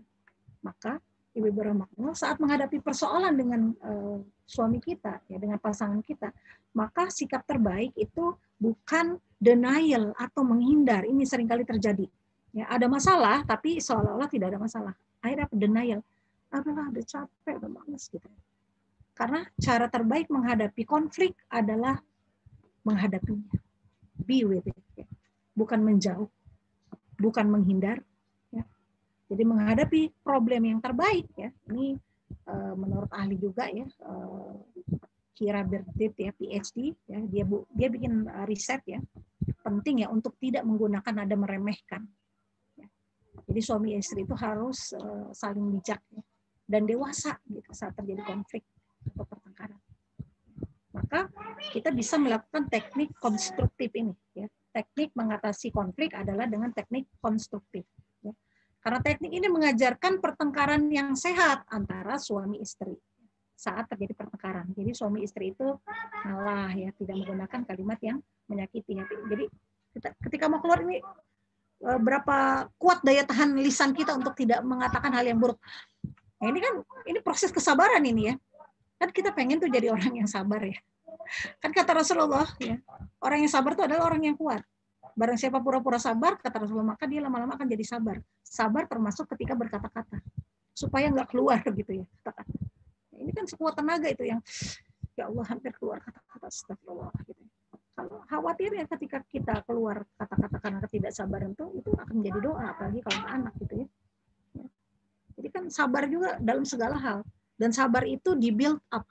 Ya. Sabar, ikhlas itu dibangun, dibentuk oleh kita. Nggak bisa orang tiba-tiba jadi sabar, tiba-tiba jadi ikhlas. Nggak, dia perlu latihan. Dia perlu exercise. Ya. Sabar. Aduh, pengen jadi orang sabar. Maka latihlah sabar kita. Ya. Nggak usah jauh-jauh mau latih sabar itu. Lewat suami kita, lewat anak kita, khadimat kita, asisten kita, mertua kita, tetangga kita, teman ngaji kita, guru ngaji kita, ya, tetangga kita, pedagang yang lewat juga, ya. SPG juga menguji kesabaran kita, guru anak kita dan sebagainya, itu adalah ujian sabar kita. Karena apa? Orang sekeliling itu juga akan menguji kesabaran kita. Karena kita ingin menjadi orang yang sabar. Jangan lupa sebelum jadi orang yang sabar, minta doa, ya Allah, jadikanlah hamba orang yang sabar. Gitu. Jadikanlah hamba orang yang ikhlas. Karena ikhlas juga dilatih. Orang tidak akan bisa menjadi ikhlas kalau tidak latihan ikhlas. Orang nggak bisa ujuk-ujuk, ya semua karena Allah. Enggak. Mungkin di awal-awal kita ada salahnya, ya, makanya perlu taubat dan nasuha. Step awal tuh suka salah. Ya. Aduh, rencana misalkan ada niat-niat yang nggak benar lah, gitu, mau cari teman biar ada teman ngomong, ya astagfirullahaladzim, berteman itu kan karena Allah. Ya apapun sikap teman kita, maka kita menerima dia. Selagi temannya itu adalah teman yang baik, yang saling mengingatkan, wa tawassaw bis sabr, wa tawassaw bil haq, wa tawassaw bil marhamah. Jadi walaupun terjadi pertengkaran antara suami istri, ada menjaga diri, ya, untuk mengendalikan emosi supaya tidak meledak, ya. Dan kalau udah meledak ini membahayakan keutuhan keluarga. Untuk itu suami istri harus sama-sama sepakat memilih cara bertengkar. Oke, sekarang gimana nih, kita duduk bareng. Nah, aku nggak suka nih kalau menurut kamu gimana? Aku juga nggak suka kamu gini. Oke, ya udah. Jadi kita mau menyelesaikan masalahnya gimana? Ya ngomong aja. Oke, ngomong aja ya. Nggak pakai teriak ya Pak? Iya, nggak pakai teriak. Benar ya? Nggak di depan anak-anak ya? Iya, nggak di depan anak. Jadi ketika udah sepakat, ketika terjadi sesuatu, ingat kita ada anak. Tahan. Ya. Bukan diam, pergi, terus seolah-olah tidak terjadi apa-apa, tapi selesaikan. Ya. Menyelesaikan itu lebih baik daripada pergi begitu saja. Ya, oleh karena itu, ya, mungkin ketika sudah terjadi konflik, sudah terjadi pertengkaran, ada luka, mungkin sulit sembuh, mungkin tergantung pada diri kita. Ada jenis orang yang misalnya tipe orang yang fatalis. Fatalis itu maksudnya, aduh aku tuh nggak bisa, kalau udah disakitin aku tuh nggak bisa pulih seperti biasa, maka mencobalah untuk bisa menjadi orang yang pulih karena Allah tadi. Masa mau begini terus ya? Masa mau menyimpan dendam? Kan dendam nggak bagus ya. Dalam Islam itu kita diharamkan untuk mendendam. Ya. Misalnya ya, makanya dalam beberapa kasus suami istri, saya sangat jarang sekali mendapati suami istri itu pasca bercerai itu baik-baik aja gitu. Karena mungkin it takes time ya, perlu waktu untuk pulih. Tapi yang luar biasa, ada suami istri kemarin memutuskan untuk bercerai. Saya udah coba jadi konselor ya supaya mereka tidak bercerai, tapi yang menghadapi kan mereka. Tugas konselor itu kan bukan gini, ibu harus gini, enggak ya. Mereka membuat keputusan sendiri setelah dengan penuh pertimbangan akhirnya bercerai. Mereka bercerai baik-baik. Membuat kesepakatan, gitu, anak itu boleh ketemu berapa lama gitu, biaya bagaimana, semua diomongin itu baik-baik. Ya. Duduk baik-baik, ketawa-tawa gitu ya. Nangis-nangis bareng, ketawa bareng, sedih, tapi mereka bercerai. Untuk supaya tidak saling menyakiti. Maka ada hadis yang mengatakan, tapi saya lupa ya, saya perlu cari sanadnya dulu ya. Barang siapa suami istri bercerai secara baik-baik, tidak saling menjelekkan satu sama lain, kata Rasulullah ya, maka Allah akan menambahkan rezeki pada keduanya. Ini kan susah, dan ini nggak mudah begitu. Udah cerai terus nggak saling ngejelekin kan nggak bisa. Kadang-kadang juga tanpa kita sadari. Gitu. Makanya saya salut sama ibu-ibu yang bercerai, tapi dia bapaknya di depan anaknya. Kenapa? Karena anak punya hak untuk memiliki bapak yang baik-baik saja gitu. Jadi kebencian itu jangan ditulari ke anak gitu. Ini kan susah. Ya. Itu bapak kamu tuh begini, gini gitu. Akhirnya timbul kebencian di anak. Ini kan perkara tidak mudah ya. Seperti itu. Nah, begitulah ibu-ibu rahmatullah, mudah-mudahan teknik konstruktif ini bisa kita lakukan, karena ini juga dilakukan oleh Rasulullah SAW. Bahkan pada saat momen terberat Rasulullah adalah ketika istri-istri Rasulullah itu menagih atau menuntut harta dunia lebih banyak. Ya, karena uang belanja itu kan dipasin, ya, sedihnya luar biasa Rasulullah. Ya, sedihnya ya, sampai Rasulullah itu mendiamkan mereka, nggak datang ke rumahnya, nggak mau ngomong gitu ya. Saking sedihnya ya. Tapi akhirnya Allah ingatkan dan mereka disuruh memilih mau ridho Allah atau harta dunia. Kalau mau harta dunia maka akan aku beri, kata Rasulullah, tapi engkau akan kuceraikan. Dan alhamdulillah ya mereka sadar ya, namanya istri Rasulullah itu ya terjaga ya. Maka akhirnya mereka tersadar. Itu momen tersedih Rasulullah ketika istri menuntut harta lebih. Dan ini dalam kondisi begitu kan juga Rasulullah mencontohkan ya berapapun yang suami kita dapat ya, maka kita harus ridho ya ibu-ibu ya, karena rezeki yang didapat oleh suami kita juga adalah rezeki kita juga. Kadang-kadang saya merasa kalau mau hitung-hitungan gitu ya, secara ekonomi ya, hitung-hitungan dari kalkulator manusia dengan kalkulator Allah itu beda ya. Anak saya 6, suami saya kalau dihitung-hitung gajinya tuh nggak akan cukup, tapi masya Allah, Allah buka dari pintu lain ya, yang bukan dari gaji suami gitu. Itu rezeki anak-anak. Bisa jadi saya dan suami itu terhambat ya rezekinya karena dosa-dosa kita. Tapi rezeki anak-anak itu nggak akan diputus sama Allah. Jadi ada keyakinan begitu, maka berapapun memang seringkali ini masalah ekonomi juga menjadi salah satu penyebab banyaknya perceraian. Ya, ini juga jangan dianggap remeh ya. Ada seorang istri yang kasihan ya, suaminya tidak bekerja, dia jungkir balik untuk memenuhi kebutuhan keluarga. Ya. Padahal kalau mau dikembalikan secara syariat, ya, maka si suami harus bekerja sekuat tenaga untuk mencari kerja. Sampai kata anaknya, ayah keluar deh, ngapain kayak gitu.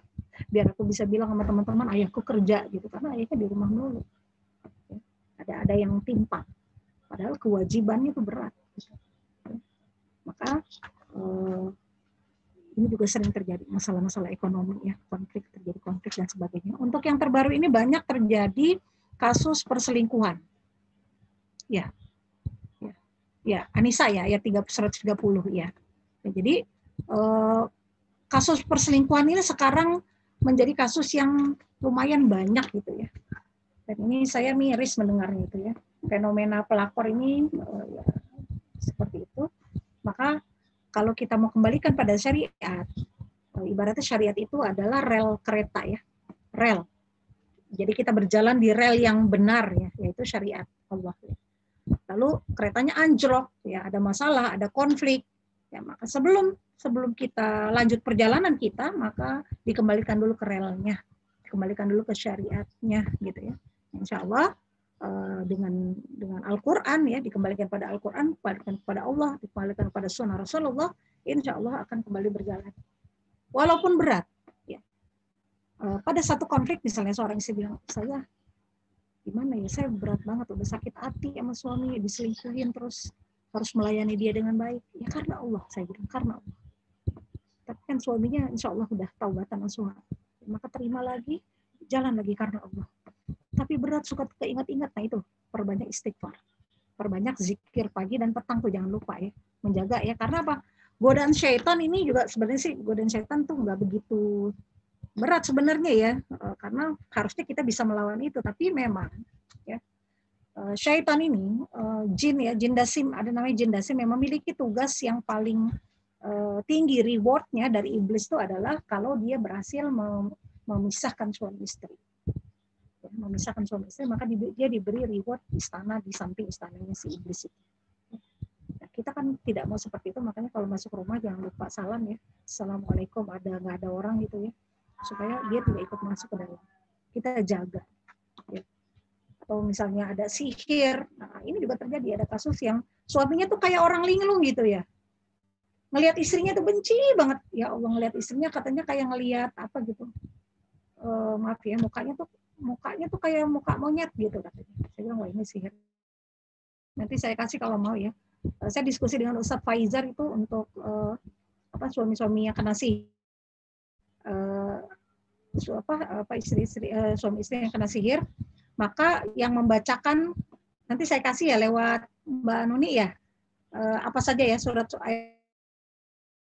itu kalau suaminya kena sihir, maka yang membacakan itu ibunya si suami atau istrinya, ya. Dibacakan di air putih ya, lalu diminumkan ke itu ya, supaya sihirnya itu hilang. Karena ada seperti itu kejadian, tadinya kita nggak mau mikir ke situ, tapi kok nih suami kayaknya benci banget sama istri itu kayak, ya Allah, istrinya sudah sedemikian rupa melayani berbagai, tapi kayaknya buruk aja gitu. Wah ini mesti ada sesuatu ya. Setelah dibacakan ya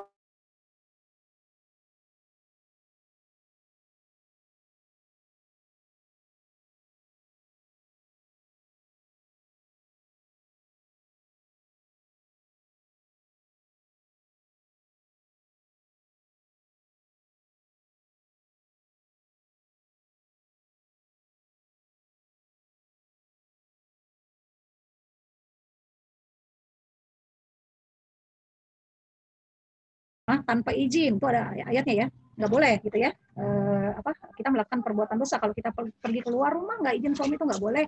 Jadi saya pernah gitu ya, marah banget sama suami, saya nggak mau ada depan muka dia, saya kesel gitu, tapi saya nggak mau ngomel-ngomel. Akhirnya saya bilang, saya izinkan saya keluar, saya mau keluar. Suami saya bilang, ya udah ya saya antar katanya. Saya bilang, orang mau keluar sendiri kamu gitu, ya udah ya saya antar katanya. Pengen menenangkan diri ya nggak apa-apa, asalkan pada saat keluar rumah itu ada izin suami. Ya udah, kalau nggak diizinin nggak boleh keluar. Saya nggak mau kamu keluar, ya udah. Akhirnya saya ke kamar lain gitu ya. Meredam, tapi bukannya akhirnya nggak tegur-teguran bertahun-tahun, enggak ya, nggak tegur-teguran enggak, tapi cepat pulih. Ya. Nggak enak nih kayak gini ya. Di situ saya memperbanyak tahajud, ya, memperbanyak tilawah. Gitu. Kita kembalikannya ke situ, gitu. Ujung-ujungnya ke situ. Jadi kalau saya misalnya ada ibu-ibu yang, saya tuh udah sholat malam. Iya Mbak, ngerti. Tolong sholat malamnya, tilawahnya itu hadirkan diri kita di situ. Hadirkan tuh maksudnya kita merendahkan di hadapan Allah itu, supaya ego kita tidak menguasai kita. Kalau memang harus mengalah sama suaminya nggak apa-apa. Dalam kasus, tiap kasus beda-beda ya. tambah lagi sabarnya. Kalau kita mau bilang udah habis kesabaranku gitu, ternyata bisa ditambah. Ini masalah tergantung keimanan. Tapi kalau pada akhirnya konflik terus-menerus nggak bisa diselesaikan, maka perceraian bisa menjadi solusi. Walaupun dibenci oleh Allah, walaupun berat, terpaksa harus bercerai. Karena ternyata bercerai itu adalah jalan yang baik. Ini kan dicontohkan oleh anak angkat Rasulullah ya, Zaid dengan Zainab ya, yang terpaksa bercerai karena memang tidak saling mencintai. Itu yang bisa saya sampaikan, mudah-mudahan ini bisa jadi manfaat. Mohon maaf kalau ada kesalahan dan kata-kata yang kurang karena ini dari saya yang dhaif ya, yang lemah. Alhaqum rabbik fala takunanna minal mumtarin. Wassalamualaikum warahmatullahi wabarakatuh. Yang benar itu hanya dari Allah saja. Masya Allah.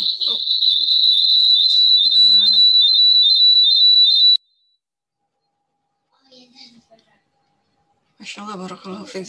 Jazakallahu khairan Ustazah. Masya Allah, saya sampai bingung ini mau mereview apa, saking banyaknya apa ya ilmu yang bisa diraup gitu dari yang Ustazah sampaikan. Tapi yang mungkin yang salah satu yang paling menarik yang bisa saya ambil adalah bahwa keluarga yang sakinah adalah bukan berarti keluarga yang tanpa konflik, melainkan keluarga yang bagaimana bisa menghadapi atau dan menyelesaikan masalah dan keluar dari masalah tersebut. Kemudian jika ada satu masalah yang terjadi, kembalikanlah kepada syariatnya, kepada realnya itu tadi, dan kembalikan lagi bagaimana kita ke keimanan kita dan mendekatkan diri kepada Allah. Gitu mungkin ya Ustazah, karena catatan saya ini benar-benar apa ya, terlalu banyak catatan yang ditulis gitu mungkin, jadi kalau dirangkum menjadi ini sepertinya malah jadi ini sendiri. Insya Allah mungkin kita lanjut aja ke pertanyaannya Ustazah. Sebelumnya mohon izin saya bertanya, ada azan maghrib jam berapakah di sana Ustazah? Dan azan maghrib itu pukul 17.54 kalau nggak salah ya. Baik, berarti jadwalnya sebenarnya sampai 17.30 ya, tapi ini sepertinya ramai banget pertanyaannya. Jika waktu itu bagaimana Ustazah, nggak ada masalah, tapi mungkin kita usahakan lebih bisa sampai 17.30 insya Allah. Baik, saya bacakan dulu pertanyaan pertama. Ustazah, Masya Allah, barakallahu fiik, jazakallahu khair. Pertanyaannya adalah, Ustazah, antara suami dan istri tentunya ada saling menasehati yang bisa menguatkan agar satu sama lain terus lebih baik. Bagaimana strategi menasehati istri terhadap suaminya agar terkesan tidak menggurui, atau ada strategi waktu misalnya Ustazah, saat-saat kapan baiknya? Silakan Ustazah. Ya. Saya jawab dulu ya Mbak, supaya nggak lupa gitu ya. Ini cara atau strategi menasihati suami yang saya katakan tadi ya.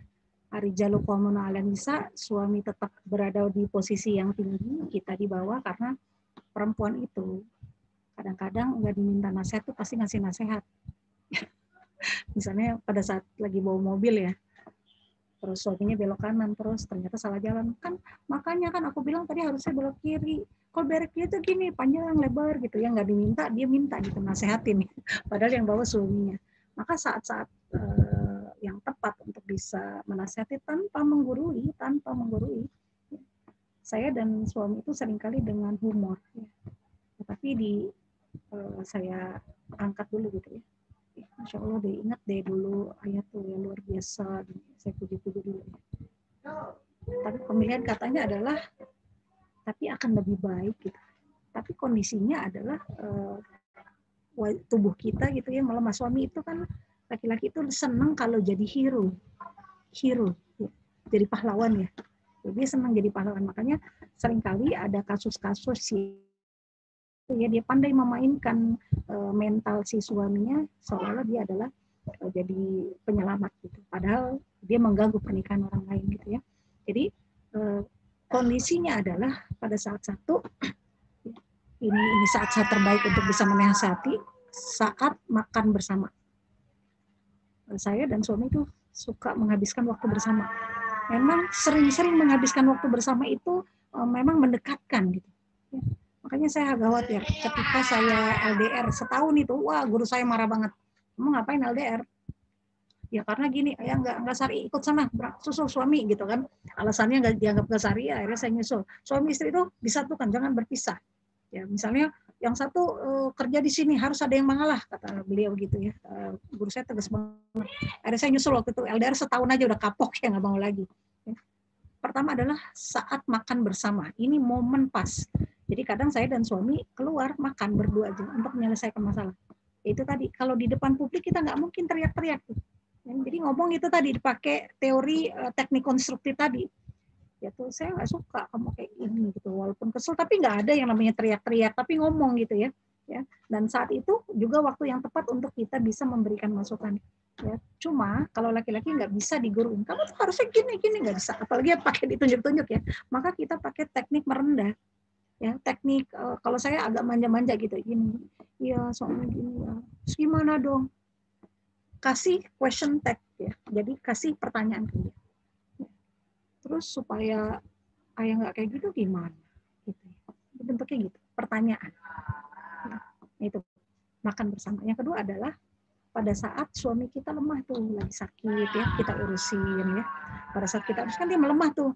Kita urusin, kita kasih obat, kita sediain makannya, obatnya, minumnya dan sebagainya. Itu sambil ngomong, sambil diusap-usap, ya nih, apa kan selama ini kurang tidur gitu ya. Ya yuk tidurnya sekarang lebih cepat. Rasulullah itu kalau tidur tuh dipercepat ya, supaya malamnya bisa bangun gitu. Kondisi sakit itu dia nggak mungkin bisa apa ya membantah gitu. Yang ketiga adalah pada saat di kendaraan. Ya. Teknik ini juga bisa dilakukan oleh anak-anak kita untuk menasihati. Tapi ingat sekali lagi, pilih kata-katanya. Tentunya beda ya kita ngomong sama anak-anak, ngomong dengan suami. Tetap kita di bawah merendah. Tetap kita tinggikan dia. Ya, pada saat di kendaraan itu ya lewat lagu. Kadang saya nyanyi gitu yang kira-kira nadanya pas gitu atau kalimatnya pas untuk bisa kasih masukan tanpa menyinggung hatinya. Karena kalau udah tersinggung tuh bahaya. Apalagi kalau dia merasa terkesentil gitu ya, dia diem biasanya. Kalau udah diem tuh, saya lebih takut kalau suami saya diem. Suami saya nggak pernah marah, tapi kalau dia diem, saya mikir apa nih, saya tadi ngomong apa nih gitu ya. Seperti itu. Jadi itu momen terbaik. Nah, berikutnya adalah kalau omongan kita mau didengar pada saat habis bercampur. Ini kita manfaatkan psikologi sebenarnya ya pada saat bercampur itu. Sedang berhubungan suami istri itu ya, dia fokus gitu ya. Ini coba nanti tanya ke Ibu Aisyah Dahlan ya, ya pada saat setelahnya gitu ya. Setelahnya tuh dia akan dia lebih low gitu menerima ya. Jangan pada saat dia sedang lelah, pulang kerja lagi capek, jangan. Atau misalnya lagi hektik gitu, terus kita nggak pas. Jadi kita harus tahu harus bisa menempatkan kapan waktunya untuk bisa ngomong gitu ya ke suami. Tapi jangan lupa tetap tinggikan dia. Tetap tinggikan dia. Karena suami-suami yang direndahkan oleh istrinya nih dia merasa kecewa ya, sedih. Nah, khawatirnya keluar tuh dia dapat perempuan-perempuan yang pintar gitu memainkan apa namanya meninggikan suami-suami orang gitu ya, kira-kira seperti itu. Jadi ada 4 strategi itu ya, kurang lebih ya. Masya Allah, semoga puas ya Mbak Rina dengan pertanyaannya, insya Allah. Kita lanjut ke pertanyaannya berikutnya, Ustazah, dari Ibu Ella Sujarwo. Ya. Seberapa besar kesalahan pasangan yang bisa kita tolerir, itu yang pertama. Yang kedua, biasanya ketika ada konflik baik di keluarga maupun di sekitar, saya berusaha untuk menghindar, khawatir saya mengungkapkan kata-kata yang menyakiti dan dapat mengundang konflik untuk menjadi lebih besar. Nah, bagaimana caranya untuk menghadapi konflik tanpa meningkatkan emosi? Demikian Ustazah. Ya. Yang pertama adalah seberapa besar kesalahan pasangan yang bisa kita tolerir. Kesalahan paling berbahaya atau paling besar adalah ketika menyangkut masalah ideologi. Ada sepasang suami istri, dia bercerai. Saya tanya, kenapa akhirnya bercerai? Karena dia memilih akidah yang lain, gitu ya. Nah ini kan, saya bilang, nggak berusaha menyadarkan, sudah saya sadarkan ternyata suami saya memilih akidah lain dan saya tidak mau menerima itu. Saya lebih memilih Allah. Nah, maka itu bisa ya. Itu adalah kesalahan yang tidak bisa ditolerir karena masalah ideologi ya, kecintaan kita kepada Allah, ini masalah akidah. Ya. Tapi kalau suami kita misalnya melakukan kesalahan yang masih bisa dimaafkan, mohon maaf ya, kadang-kadang perempuan itu suka berlebihan. Karena saya juga suka begitu ya. Agak berlebihan. Kita harus bisa mengontrol nih. Misalnya suaminya tuh cuma ngebales WhatsApp dari temennya gitu ya. Temen atau misalkan satu grup ya. Ini kan banyak juga terjadi suami-suami pada ikut grup alumni terus misalkan di grup itu dia bercanda gitu ya. Bercanda di grup itu terus ya. Kenapa marah sama suami? Ya soalnya suami saya bercanda masa.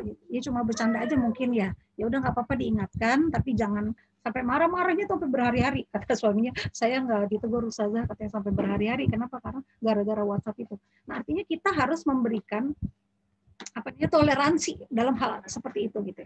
Kalau saya dan suami kesepakatannya begini, dia tidak mengizinkan saya hadir di acara reuni. Ya. Jadi kalau dia bilang diizinkan, biasanya dia ikut. Saya ikut ya, oke, gitu, saya datang. Atau misalkan saya jadi penceramah di acara itu. Selain itu saya nggak bisa, nggak boleh datang. Dan saya baik-baik aja, nggak merasa dikekang, nggak ada ya. Karena buat saya juga, iyalah ada cara yang lebih penting misalnya gitu ya. Bukannya berarti saya dengan teman-teman secara personal saya kontak. Nah, tapi begitu dia reuni, terus dia kan selalu ingin datang. Yuk kita datang, dia pasti ngajak saya gitu. Lalu bagaimana saya bersikap? Biasa aja, asik aja gitu. Saya melihat wah suami saya menikmati bertemuan dengan teman-temannya gitu. Saya senyum-senyum aja, saya menikmati juga. Dan sampai akhirnya kata teman-teman, istrinya Marzuki mah asik dia gitu ya. Karena ya saya berusaha blended ke mereka gitu. Jangan berusaha beda. Artinya apa, rasa cemburu itu harus ditakar juga. Selagi suami kita masih menjaga hubungan, salamannya nggak salaman, nggak ada cipika-cipiki gitu secara syariat. Kalau secara syariat tidak dilanggar, ya tidak masalah. Maka yang masih bisa ditolerir jika tidak melanggar syariat, tidak berhalwat. Bahkan di WhatsApp misalnya, saya bilang gini, suami saya biasa bilang ini ada teman curhat, lagi perempuan, ini bunda aja yang tanganin. Kalau perempuan biasanya akan dikasih ke saya, baik itu anak murid, teman atau koleganya dia, ke istri saya ya gitu. Karena banyak kasus dari curhat.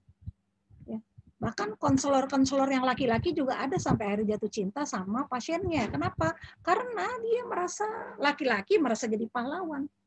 Sampai jemput anaknya, ngebelanjain, wah ini berlebihan. Seperti itu. Jadi yang masih bisa kita tolerir selagi dia tidak melanggar syariat, tidak ada masalah. Jadi jangan sampai cemburu buta gitu, nggak ada sebab. Cemburu itu bagus. Ya. Bahkan laki-laki yang tidak ada cemburu terhadap istrinya itu ada panggilan buruk gitu. Ya, ada panggilan buruknya dalam Islam, ya, seperti itu.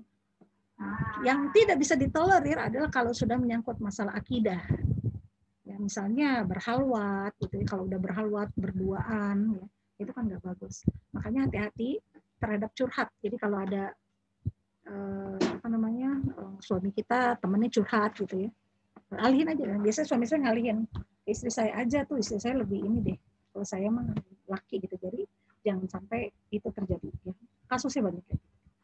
Nah yang berikutnya ketika ada konflik berusaha menghindar. Oke, menghindar bagus ya untuk dalam waktu tertentu, tapi bukan menghindar ya tidak menghadapi gitu ya. Misalnya kita menjaga supaya diri kita nggak berkata-kata kasar gitu ya. Menghindar nggak apa-apa, tapi ada waktunya. Misalnya ke anak juga gitu ya. Saya marah sama anaknya, ya Allah, saya mendingan masuk kamar aja. Tapi itu untuk menurunkan tensi. Ya, di kamar tuh istighfar, astagfirullah. Keluar kamar itu udah nggak marah gitu. Ya. Jangan sampai panjang. Ya, jangan sampai banjir emosi. Banjir emosi itu begini. Udah mah marah gitu ya sama suami, terus ada menari-nari gitu ya. Saya tuh udah banyak berjuang untuk dia saya temenin dari miskin sampai sekarang kayak nggak ada penghargaan. Keluarganya juga. Nah ini namanya banjir emosi, mengada-adakan ya, dihadir-hadirkan supaya kita sedih mengharu biru, apalagi ada musiknya misalnya. Apalagi musiknya pas banget sama suasana hati kita kan gitu ya. Seperti itu. Nah ini namanya banjir emosi. Hindari banjir emosi. Kita harus ittaqullah littaqwa. Jadi adil itu lebih dekat pada takwa. Kita harus adil. Suami saya kan cuma begitu aja, astagfirullah. Ya kalau dia akhirnya minta maaf, kita maafkan. Ada jenis laki-laki yang nggak mau minta maaf. Ustazah, istri saya, suami saya tuh nggak mau minta maaf.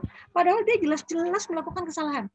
Berarti itu suaminya tipe yang tidak perlu menyatakan secara verbal. Ya, dia cukup dengan tiba-tiba ngelus-ngelus kepala istrinya, itu permohonan maaf dia. Kadang-kadang kita perlu ya dapat verbalnya gitu ya.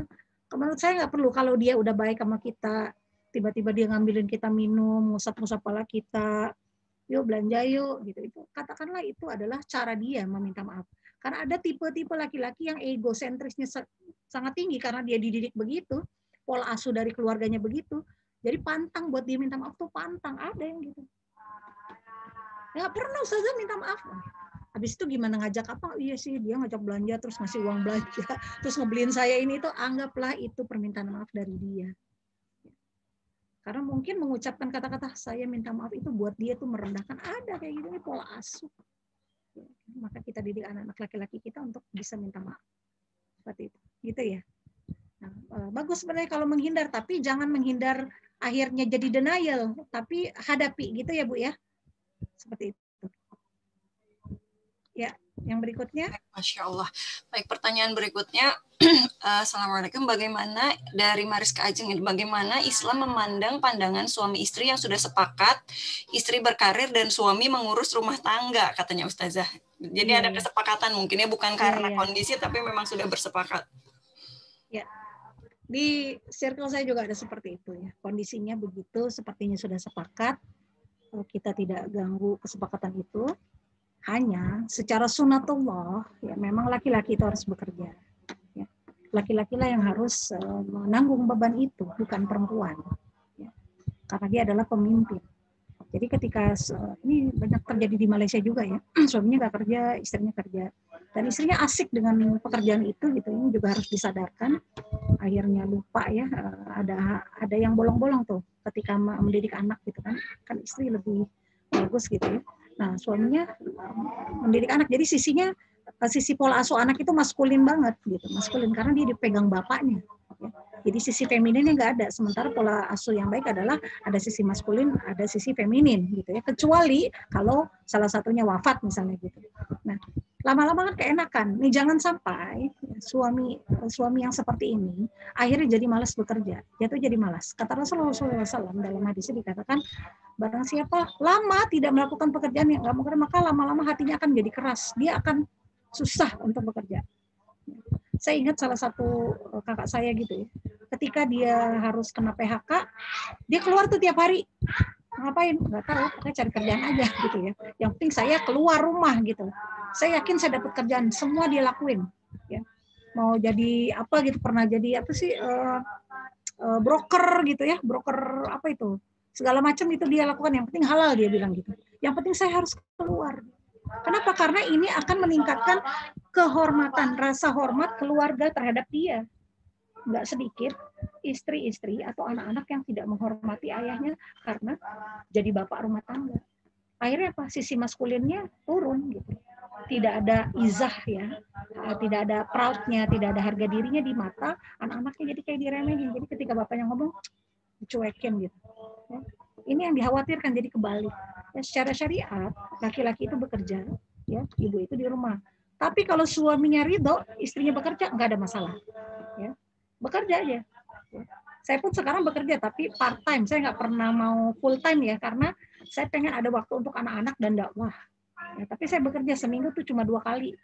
Ditawarin full, saya nggak mau gitu, karena saya masih berat di urusan anak dengan dakwah ini. Gitu ya. Dan suami ridho. Kalau suaminya ridho nggak masalah. Ya, dua-duanya bekerja. Hanya memang waktu yang sedikit ke anak-anak itu jadi harus jadi waktu yang berkualitas. Bukan kuantitas, berkualitas. Jadi anak itu jangan sampai dapat sisa. Pulang kerja capek, anak dapat sisa-sisa energi. Kenapa? Karena nanti ketika dia besar, dia hanya akan memberikan kasih sayangnya sisa untuk kita. Kita tidak ingin itu terjadi. Kenapa? Karena waktunya habis di luar. Jadi memang kayak buah si malakama ya. Masing-masing keluarga beda. Silakan menghadapi sesuai dengan kondisi keluarga masing-masing. Tapi kalau misalkan sepakat istri berkarir, suami ngurus rumah tangga, akhirnya nanti dibalik. Ya. Suaminya menjadi feminin, istrinya menjadi maskulin. Gitu. Seperti itu. Yang dikhawatirkan karena apa? Sunatullahnya nggak begitu. Sunatullahnya adalah suami yang bekerja, ya, istri berkarir boleh, tapi atas ridho suami. Ya. Jangan dibalik. Jadi suami ngurus rumah tangga gitu. Jadi dibalik ini. Kalau urusan syariatnya udah dilanggar atau tidak berjalan dengan baik, maka biasanya ada masalah. Nggak tahu apa, tapi biasanya ada masalah. Sisi apa bapaknya jadi nggak dihargai sama anaknya, karena ada di rumah terus gitu. Tidak ada izahnya. Izah tuh harga dirinya jadi hilang gitu ya. Jadi dilemahkan keinginannya tuh sama Allah tuh, keinginan untuk keluar berjihad, mencari pekerjaan kan, bekerja itu kan berjihad ya. Suami kita sedang berjihad. Ya. Di surat Al-Baqarah ya, saya lupa ayatnya, ketika Allah itu melemahkan keinginan, saat itu para sahabat kan semua begitu ada panggilan untuk berjihad, semuanya siap-siap ya, siap-siap, terus prepare dengan senjatanya dan sebagainya, tapi untuk orang yang nggak prepare, nggak siap-siap, sama Allah dia lemahin keinginannya, akhirnya malas berangkat. Akhirnya memilih diam saja gitu ya, seperti itu. Ya, nauzubillah. Tapi kalau sudah sepakat, tolong diingatkan suaminya untuk bisa bekerja. Misalnya gini, ada juga yang begini, suami saya bukan pekerja kantor tapi bisnis, nggak apa-apa, itu bekerja, itu berjihad saya bilang. Jadi si suaminya ngurus ini jualan online, istrinya di kantor, dan mereka baik-baik saja, itu tidak apa-apa kalau udah sepakat gitu. Jangan sampai suaminya ngurus rumah tangga pure gitu, nggak kerja, jangan ya. Misalnya dia jualan-jualan apa, atau misalnya punya percetakan, suaminya ada di rumah karena emang kerjanya di rumah. Saya pernah ada punya murid ngaji ya.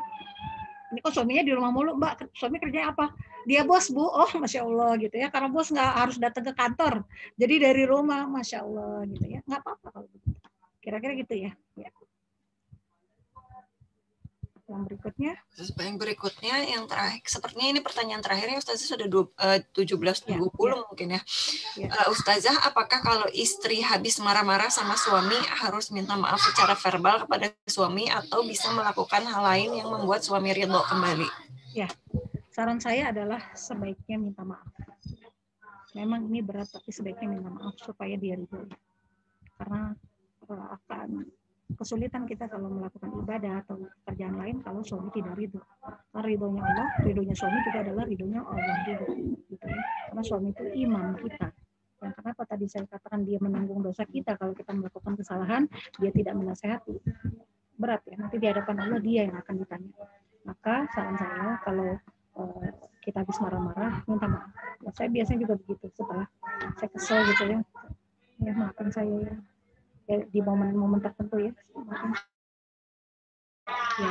emang dasar suami saya pemaaf ya udah saya maafin, habis itu dia ridho, jangan sampai dia nggak ridho, karena kalau dia nggak ridho nanti langkah kita terhambat.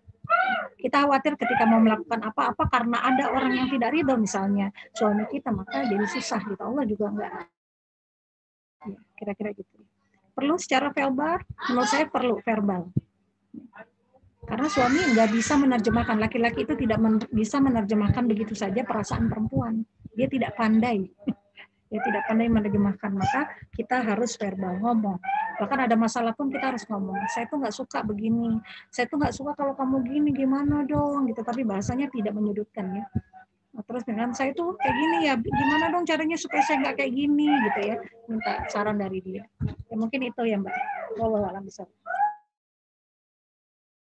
Baik, Masya Allah, sebenarnya jadi menimbulkan pertanyaan-pertanyaan yang lebih lagi di kepala saya, tapi sayang banget ini waktunya udah sebentar lagi Ustazah akan mau buka puasa, harus siap-siap dan segala macam mungkin ya. Ustazah, mungkin saya mau minta tolong nih, jadi kita dari panitia menyediakan 1 buah door prize untuk para hadirin yang hadir hari ini. Jadi mungkin Ustazah bisa memberikan 1 buah pertanyaan. Jadi gimana ya enaknya? Boleh angkat tangan atau boleh menjawab di kolom chat ini pertanyaan dari Ustazah ini. Jadi nanti yang tulis aja 1 huruf atau apapun itu, nanti saya lihat di kolom chat, nanti saya persilahkan untuk bicara gitu mungkin ya. Jadi gitu mungkin. Mangga dipersilahkan Ustazah. Ya. Apa yang dimaksud dengan teknik konstruktif dalam mengelola konflik? Berapa pertanyaan, Mbak? Satu dulu katanya Ustazah Ya, kali oke. ini. Baik, silakan Ibu hadirin ibu-ibu yang ingin ya mau langsung raise hand boleh, mau jawab di direct Nahif nanti saya di ini juga nanti saya lihat, dipersilakan nanti dinyalain ininya. Ayo pertanyaannya tadi dari Ustazah apa yang dimaksud?